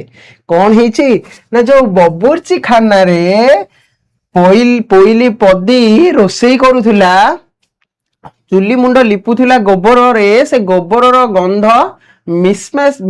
ମିସେସ୍ ମହାପାତ୍ରଙ୍କୁ, ମୋର ବି ପାଟିରେ ନା ହଉନି, ମିସେସ୍ ମହାପାତ୍ରଙ୍କୁ ରୁଚିନି। ସେ କଣ କରିଛି ନା ବାନ୍ତି କରି ପକାଇବା ଅବସ୍ଥା ମଧ୍ୟ ତାଙ୍କର ଆସିଛି। କିନ୍ତୁ ଲେଭେଣ୍ଡର ଅତର ଯାକ ଦେହ ସାରା ଢାଳି ହେବାରୁ କଣ ହେଇଛି ନା ତାଙ୍କର ଯୋଉ ଅଣନିଶ୍ୱାସୀ ଯାଇଥିଲେ ସେଠୁ ସିଏ କିଛି ସମୟ ବିରାମ ପାଇଛନ୍ତି। ଯେତେବେଳେ ଗୋରୁ ଗୁହ ମାନେ କଣ ନା ଗୋରୁର ଯୋଉ ମଳ, ମାନେ ତାର ଯୋଉ ଗୋବର, ସେ ଗୋବର ଯେତେବେଳେ ବବୁର୍ଚି ଖାନାରେ ଅର୍ଥାତ ରୋଷେଇ ଘରେ ଢଳା ହୋଇଛି ବୋଲି ଜାଣିଛନ୍ତି କିଏ, ରାଜୀବ ଲୋଚନ, ଭାରି ଖପା, ମୂର୍ଖତା, ଅସଭ୍ୟତା, କୁସଂସ୍କାର। ରାଜୀବ ଲୋଚନର ବୋଧେ ଗୋଟେ ହିଁ ଡାଇଲଗ ଥିଲା ଯେ ମୂର୍ଖତା, ଅସଭ୍ୟତା, କୁସଂସ୍କାର। ଯେମିତି ଶାସନ ପ୍ରତିଷ୍ଠା ଅନୁଶାସନ, ସେମିତି ରାଜୀବ ଲୋଚନର ଡାଇଲଗ କଣ ନା ମୂର୍ଖତା, ଅସଭ୍ୟତା, କୁସଂସ୍କାର। ତ ତାପରେ କଣ ହେଇଛି ନା ସେ ଘରେ ରୋଷେଇ ହେଲେ ଲେଡିଙ୍କୁ ଖାନା ରୁଚିବ ନାହିଁ। ଲେଡି କିଏ ନା ମିସେସ୍ ମହାପାତ୍ର। ତାଙ୍କୁ ଖାନା ରୁଚିବ ନାହିଁ, ଖାଇବା ତାଙ୍କୁ ଭଲ ଲାଗିବ ନାହିଁ, ବାନ୍ତି କରି ପକାଇବେ। 4 ବୋତଲ ଫିନାଇଲ ଘର ସାରା ଢଳାଗଲା। ଫିନାଇଲ ତ ସମସ୍ତେ ଜାଣିଛ, ସେ ଫିନାଇଲ କଣ ହେଲା ନା 4 ବୋତଲ ଫିନାଇଲ ଘର ସାରା ଢଳା ହେଲା। ଏହିପରି 8-10 ମାସ ଗଲା ବାଦେ ଦିନେ କରଣ ମାନେ ମେଳି ବେନ୍ଧି ଆସି ମ୍ୟାନେଜରଙ୍କ ପାଖରେ ଜଣାଇଲେ, ଖମାର ସବୁ ଖାଲି ପଡିଛି, ଗୋରୁ ମଇଁଷି ପଲରେ ଲାଙ୍ଗୁଡ ଖଣ୍ଡେ ବି ନାହିଁ। 5 ବାଟି ହାତ ଚାଷ ପ୍ରଜା ଲଗାଇ ଦେଇ ଯେଉଁ ସଲାମି ମିଳିଥିଲା ତାହା ଆସି ସରିଲାଣି, ଆଉ ଏବେ କାହୁଁ ଖର୍ଚ୍ଚ ଯୋଗାଇବୁ। ତ କଣ ହେଇଛି ନା ଏମିତି 8-10 ମାସ ଚାଲିଲା। କରଣ ମାନେ ଅର୍ଥାତ ଯିଏ ସବୁ ହିସାବ ରଖନ୍ତି କିରାଣୀ ମାନେ କଣ କରିଛନ୍ତି ନା ଦିନେ ଆସିଛନ୍ତି ମ୍ୟାନେଜର ପାଖକୁ। ମ୍ୟାନେଜର କିଏ, ହରିବୋଲ ପଟ୍ଟନାୟକ ପାଖକୁ ଆସି କହିଛନ୍ତି ଖମାର ସବୁ ଖାଲି ପଡିଛି। ଯୋଉ ସବୁ ଏରିଆରୁ, ଯୋଉ ସବୁ ଅଞ୍ଚଳରୁ ତାଙ୍କୁ ପ୍ରାପ୍ୟ ମିଳୁଥିଲା, ସେଇ ସବୁ ଟିକସ ମିଳୁଥିଲା, ତ ସେ ଖମାର ସବୁ ଖାଲି ପଡିଛି। ସେଇ ଯୋଉ ଦ୍ରବ୍ୟ ରଖିବା ସ୍ଥଳୀ ଗୁଡାକ ଖାଲି ପଡିଛି। ଗୋରୁ ମଇଁଷି ପଲରେ ଲାଙ୍ଗୁଡ ଖଣ୍ଡେ ବି ନାହିଁ। ଗୋରୁ ମଇଁଷି ଯୋଉ ଥିଲେ ପ୍ରଚୁର ପରିମାଣରେ, ସେଠି ଲାଙ୍ଗୁଡ ଖଣ୍ଡେ ବି ନାହିଁ, ଅର୍ଥାତ ଗୋରୁ ହିଁ ନାହାନ୍ତି। 5 ବାଟି ହାତ ଚାଷ ପ୍ରଜା ଲଗାଇ ଦେଇ ଯୋଉ ସଲାମି ମିଳିଥିଲା, ହାତ ଚାଷ ମାନେ ପ୍ରଜା ମାନଙ୍କ ଭାଗିଦାରରେ ଯୋଉ ଚାଷ ହଉଥିଲା, ସେଇ ଯୋଉ ଚାଷରୁ ବି ଯାହା ବି ଟଙ୍କା ପଇସା ମିଳିଥିଲା ସେଗୁଡା ବି ସରିବାକୁ ବସିଲାଣି। ଏବେ ଆଉ କୋଉଠୁ ପଇସା ଆଣିବୁ। ମ୍ୟାନେଜର ତୁରନ୍ତ ଜବାବ ଦେଲେ, ମାରି ପିଟି ପ୍ରଜାଙ୍କ ଠାରୁ ଆଗତୁରା ବର୍ଷକର ଖଜଣା ଅସୁଲ କର। ମ୍ୟାନେଜର ହରିବୋଲ ପଟ୍ଟନାୟକ କହୁଛନ୍ତି କଣ ନା ମାର ପିଟ ଆଉ ପ୍ରଜାଙ୍କ ଠାରୁ ବର୍ଷକର ଖଜଣା ଆଗୁଆ ଅସୁଲ କର, ଆଗୁଆ ନେଇଯାଅ। କୁମ୍ଭୀର ଖୋଜେ ଗୋଳିଆ ପାଣି। କୁମ୍ଭୀର କଣ ଖୋଜେ ନା ଗୋଳିଆ ପାଣି। କୁମ୍ଭୀରର ପ୍ରକୃତି କଣ, ସେ ଗୋଳିଆ ପାଣିରେ ରହିଲେ ତାକୁ ଭଲ ଲାଗେ। ଯେମିତି ମଣିଷ ପ୍ରକୃତି ମଲେ ତୁଟେ, ଘୁଷୁରୀ ପ୍ରକୃତି ପଙ୍କେ ଲୋଟେ। ତ ଘୁଷୁରୀର ପ୍ରକୃତି କଣ ନା ସେ ପଙ୍କରେ ରହିବ, ତାକୁ ଭଲ ପାଣି ଭଲ ଜାଗା ତାକୁ ପସନ୍ଦ ନୁହଁ। ଯେମିତି ମାଙ୍କଡକୁ ଘୁଷୁରୀକୁ ପାଚିଲା କଦଳୀ ପସନ୍ଦ ନୁହଁ, ବା ମାଙ୍କଡ ହାତରେ ଶାଳ ଗ୍ରାମ ଦେଲେ ଯାହା, ତ ଠିକ ସେଇପରି କୁମ୍ଭୀର ଖୋଜେ ଗୋଳିଆ ପାଣି, କୁମ୍ଭୀରକୁ ଗୋଳିଆ ପାଣି ଦରକାର। ତ ଏଠି କଣ ହେଇଛି ନା ଅମଲା ମାନେ ଆନନ୍ଦରେ ଆଜ୍ଞା କହି ଦଣ୍ଡବତ ହେଇ ଚାଲିଗଲେ। ଅମଲା ମାନଙ୍କୁ ଟଙ୍କା କେମିତି ଆଣିବା, କିରାଣୀ ମାନଙ୍କୁ କରଣ ମାନଙ୍କୁ ଟଙ୍କା କେମିତି ଆଣି ମ୍ୟାନେଜରକୁ ଦେବାର ଅଛି, ସିଆଡେ ମ୍ୟାନେଜର କଣ କରିଛନ୍ତି ନା ବତେଇ ଦେଲେଣି କେମିତି ତମେ ଟଙ୍କା ଆଣି ଦବ। ତ ଏ କଥା ଜାଣି କଣ ହେଇଛନ୍ତି ନା ସିଏ ଆଜ୍ଞା କହି ଦଣ୍ଡବତ ହୋଇ ଚାଲି ଯାଇଛନ୍ତି। ଆଉ 2 ମାସ ବାଦେ କଣ ହବ, କାର୍ତ୍ତିକ କିସ୍ତି ଟଙ୍କା ଦାଖଲ ନ ହେବାରୁ ତାଲୁକ ନିଲାମରେ ଚଢିବାର କଟକରୁ ଜବାବ ଆସିଲା। ଆଉ ଯଦି 2 ମାସ ଭିତରେ କାର୍ତ୍ତିକ କିସ୍ତି ଟଙ୍କା ଦାଖଲ ହବନି, ତାହେଲେ ତାଲୁକ ଯୋଉ ଜାଗା କଣ ହବ ନା ନିଲାମରେ ଚଢିବ। କୋଉଠୁ ଜବାବ ଆସିଛି, ଜବାବ ମାନେ କଣ ଏଠି କୋଉଠୁ ଚିଠି ଆସିଛି ନା କଟକରୁ। ଠିକ ସେଇ ଦିନ କଲିକତା ମହାଜନ 10,000 ଟଙ୍କା ମୂଳକୁ କଳନ୍ତର ଖର୍ଚ୍ଚ ଓଗରେ ଭିଡି 20,000 ଟଙ୍କା ପାଇଁ ଡିକ୍ରି ଜାରି ପିଆଦା କଲିକତା ହାଇକୋର୍ଟରୁ ଆସି ଚଳନ୍ତି ଅଚଳନ୍ତି ଯାନସନ ସମସ୍ତ କ୍ରୋକ କରି ପକାଇଲା। କଣ ହେଇଛି ନା ସେ ଦିନ ଯୋଉ ଦିନ ଆସିଛି କାର୍ତ୍ତିକ କିସ୍ତି ଯଦି ଦାଖଲ ନ କରିବ, ତାହେଲେ ଯୋଉ ତାଲୁକ କିଣିଥିଲେ, ଯୋଉ ତାଲୁକ ଯୋଉ ଅଞ୍ଚଳ ଗୁଡାକ ଥିଲା ସେଗୁଡାକ ନିଲାମରେ ଲାଗିଯିବ।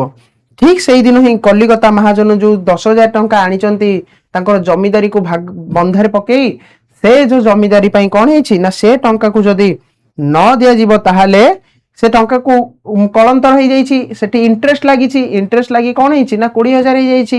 ତ ସେ ଟଙ୍କାକୁ ଯଦି ତମେ ନ ଦଉଛ, ତାହେଲେ କଣ ହବ ନା ହାଇକୋର୍ଟରୁ ଡିକ୍ରି ଜାରି ପିଆଦା କଲିକତା ହାଇକୋର୍ଟରୁ ଆସି ଚଳନ୍ତି ଅଚଳନ୍ତି ଯାନସନ ସମସ୍ତ କ୍ରୋକ କରି ପକାଇଲେ। ଯୋଉ ସବୁ ଯାନବାହନ ଥିଲା ସେଗୁଡାକୁ ସବୁ କଣ କଲେ ନା ବନ୍ଧା କରିଦେଲେ, ସେଗୁଡାକୁ ସବୁ ହଡପି ନେଲେ। କାହିଁକି ନା ତାଙ୍କ ପ୍ରାପ୍ୟ ମିଳିନି, ମୂଳ ମିଶେଇ କଳନ୍ତର 20,000 ଟଙ୍କା ହେଲାଣି। ତାପରେ କଣ ହେଇଛି ନା ସକାଳୁ ଉଠି ମିଷ୍ଟର ମିସେସ ମହାପାତ୍ର ବଗଲା ବଗଲି ପରି ବସିଛନ୍ତି, ଜନପ୍ରାଣୀ ପାଖରେ ନାହିଁ। କଣ ହେଇଛି ନା ଯେତେବେଳେ ତାଙ୍କ ମୁଣ୍ଡରେ ଚଡକ ପଶିଛି, ସିଆଡେ 10,000 ଟଙ୍କା ଯୋଉ ବାକି ଆଣିଛନ୍ତି ସେ ବାକି ସୁଝିବା ପାଇଁ ନିର୍ଦ୍ଦେଶ ଆସିଲାଣି। ଆଉ ତାଙ୍କର ଯାହା ସବୁ ଯୋଉ ଯାନବାହନ ଗୁଡାକ ଥିଲା ସେଗୁଡାକ ସବୁ ହଡପ କରି ନିଆଗଲାଣି। ଆଉ କଟକରୁ ମଧ୍ୟ ଜବାବ ଆସିଛି ଯେ ଯଦି ଜମିଦାରୀ ଯୋଉ କାର୍ତ୍ତିକ କିସ୍ତି ମାନେ କାର୍ତ୍ତିକ ମାସରେ ଯଦି କିସ୍ତି ତମେ ନ ସୁଝିବ, ତାହେଲେ କଣ ହବ ନା ତମର ଯାହା ସବୁ ତାଲୁକ ଅଛି ସେ ତାଲୁକ ଗୁଡିକୁ ନିଲାମ କରିଦିଆଯିବ। ତ ଏତେ ସବୁ ଚିନ୍ତା ଭିତରେ ମିସେସ ଆଉ ମିଷ୍ଟର ମହାପାତ୍ର କଣ କରିଛନ୍ତି ନା ବଗଲା ବଗଲି ପରି ସକାଳୁ ଉଠି ଯାଇଛନ୍ତି। ଆଉ ରାତିରେ ସଭା ନାହିଁ, ସକାଳୁ ଉଠି ବଗଲା ବଗଲି ପରି ବସିଛନ୍ତି। ମାନେ ବଗ ଆଉ ବଗୁଲି ଯେମିତି ବସନ୍ତି ସେମିତି ବସିଛନ୍ତି। ଆଉ ପାଖରେ ଜନପ୍ରାଣୀ କେହି ନାହିଁ, ପାଖରେ ଆଉ କିଏ ମଧ୍ୟ ନାହାନ୍ତି। କାହିଁକି ନା ଟଙ୍କା ଥିଲେ ସବୁ ପାଖରେ ପିଲାଏ, ଟଙ୍କା ନଥିଲେ ସବୁ ପର। ଦୁନିଆ ଏଠି ନାହିଁ ଭଲ କିଛି, ସମସ୍ତେ ଏଠି ସ୍ୱାର୍ଥପର। ସ୍ୱାର୍ଥ ଥିଲେ ଏଠି ଭଲ ମନ୍ଦ ସବୁ ଅନୁଭୂତ ହୁଏ, ସ୍ୱାର୍ଥ ବିନା କିଛି ହୁଏ ନା। ସ୍ୱାର୍ଥ ଥିଲେ ଏଠି ଭଲ ମନ୍ଦ ସବୁ କିଛି ଅନୁଭୂତ ହୁଏ, ସ୍ୱାର୍ଥ ବିନା କିଛି ହୁଏ ନା। ନହେଲେ ବାକି ସମୟରେ ତ ସମୟ ଅଭାବର ମିଛ ବାହାନା। ତ ସ୍ୱାର୍ଥ ତାଙ୍କର ଆଉ ନାହିଁ। ଆଉ ଜମିଦାର ମିଷ୍ଟର ମିସେସ ମହାପାତ୍ର ଟଙ୍କା ଖର୍ଚ୍ଚ କରିପାରିବେ ନାହିଁ, ରାତି ରାତି ପାନାହାର ଚାଲିବ ନାହିଁ, ବକ୍ତୃତା ଚାଲିବ ନାହିଁ। ତେଣୁ ତାଙ୍କ ପାଖରେ ମଧ୍ୟ ଆଉ କେହି ଜନପ୍ରାଣୀ, କୋଉ ସଭ୍ୟ, କୋଉ ସମ୍ପାଦକ, କୋଉ ମ୍ୟାନେଜର କିଏ ମଧ୍ୟ ଆଉ ନାହାନ୍ତି, ସମସ୍ତେ ଛାଡି ଚାଲି ଯାଇଛନ୍ତି। ତାପରେ କଣ ହେଇଛି, ସଭାର ସଭ୍ୟମାନେ ଆଗରୁ ଏକ ଘରିକିଆ ହୋଇଥିଲେ, ଗୋବର ପାଣି ପିଇ ଜାତିରେ ଉଠିଛନ୍ତି। ତ ଯୋଉ ସଭାର ସଭ୍ୟମାନେ ଥିଲେ ସେମାନେ କଣ ନା କୁସଂସ୍କାରକୁ ବିରୋଧ କରୁଥିଲେ, ଅସଭ୍ୟତାକୁ ଦୂର କରି ସଭ୍ୟ ସମାଜ ସ୍ଥାପନ ପାଇଁ କଣ ଅହରାତ୍ର ଯୋଉ ଚେଷ୍ଟା ଚଲେଇଥିଲେ, ସେଗୁଡାକ ଯୋଗୁ ତାଙ୍କୁ ଏକ ଘରିକିଆ କରି ଦିଆଯାଇଥିଲା। ଯାହା ଆମର ପାରମ୍ପରିକ ରୀତି ନିୟମ ଅଛି, ବିଧି विचार अच्छी सेगुड़ाक से ऊर्ध्व को जाए एगुड़ा को अपसंस्कार कुसंस्कार जितेबाला कही कौन कर दि जाइथिला ना एक भरिकिया होइथिले सेमानंकु अलगा कर दिया जाइथिला एक भरिकिया अर्थात कौन ना सेमानंकु निज जाति कूलरू बासंद कर दिया जाइथिला एक भरिकिया अर्थ बासंद कर दिया जिबा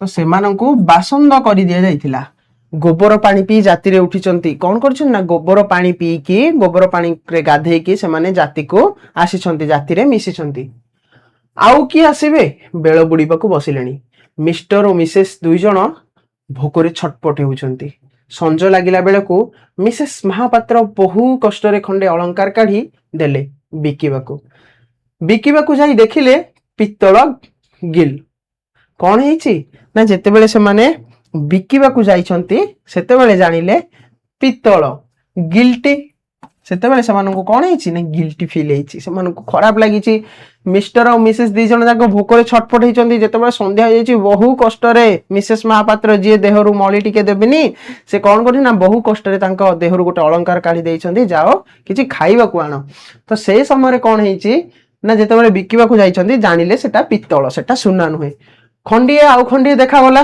सबु गुड़ा गिल्टी माने सबु गुड़ा कौन हेची ना पित्तलर छांचरे ही बना हेची पित्तलर कोटिंग दिया जाइची किंतु सुना नुह विभागर समय रे 2500 टंकार गहना किना जाइतिला सबु गुड़ा गिल्टी सबु गुड़ा को कौन ना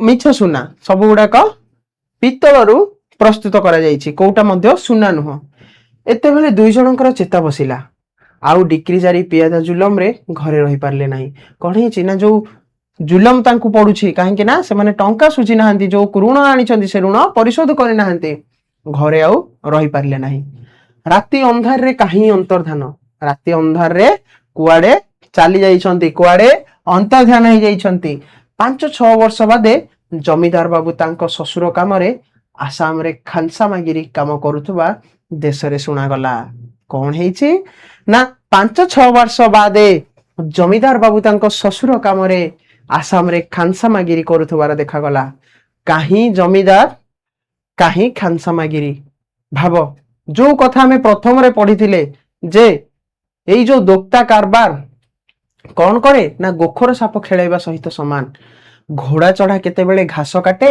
आउ घास कटा केते बेले घोड़ा चढ़े घोड़ा चढ़ुथबा जमीदारंकर पुओ राजीव लोचन जे दिने आसाम रो चाहा बगीचा रे जाई रोसेया भली साधारण जीवन अतिबाहित करिवो ए कथा किए स्वप्न रे भाबिथिलो ना ना तेनु ए पाठ पढ़ी तमे बुझी पारुथुबो जे गर्व अहंकार गोटे मनीष को केते तळको नै जाय जो कुसंस्कार असभ्यता दूर करिबा पई से निजे कुसंस्कार रे माती थिला आउ निजर परिवार रो व्यवहार चालीचलनी आचार विचार निजर संस्कार को भूली जाई मद माछ मांसर मुहरे पड़ी जाइथिला से आज ता जीवन युद्ध रे हारी गला से कौन है ना ता पाखरे जमीदार रहिला ना ता पाखरे टंका पाई रहिथिबा लोक माने भी रहिले ना तार स्त्री आनिथिबा गहना भी ताको सहाय्य कला जो गाँव रो देशी महिला माननकु धिक्कार करी तुच्छमणी से बाहर देशरू झियो आनी शिक्षिता उच्च शिक्षिता कुसंस्कार विवर्जिता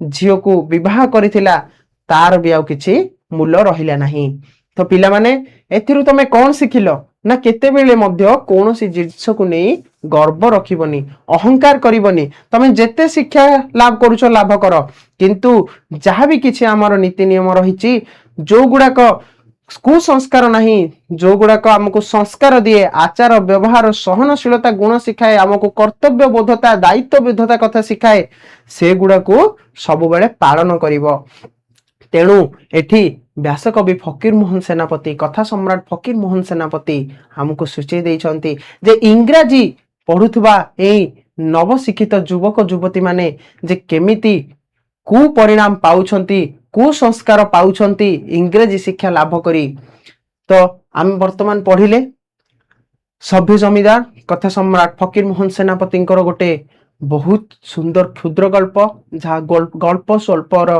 प्रथम भाग रे अछि तो पाठ पढ़िले पाठ को बुझिले वर्तमान तम काम होउछि पाठ को निजे पढ़िबो आउ थरे बुझिबा को चेष्टा करिवो जहाँ भी डाउट रहिबो कमेंट सेक्शन रे जणाइबो आउ द्वितीय कथा हला ପାଠରୁ ଯୋଉ ଆମେ ଶିକ୍ଷା ଲାଭ କଲେ ସେଇ କଥାକୁ ନେଇ ସମାଜରେ ଆଗକୁ ବଢିବ। ତ ଆଜି ପାଇଁ ଏତିକି, ପୁଣି ଦେଖାହବା ଆଉ ଗୋଟେ ଅଧ୍ୟାୟରେ। ସେତେବେଳେ ଆମେ କଣ କରିବା? ପ୍ରଶ୍ନ ଉତ୍ତର ଆଲୋଚନା।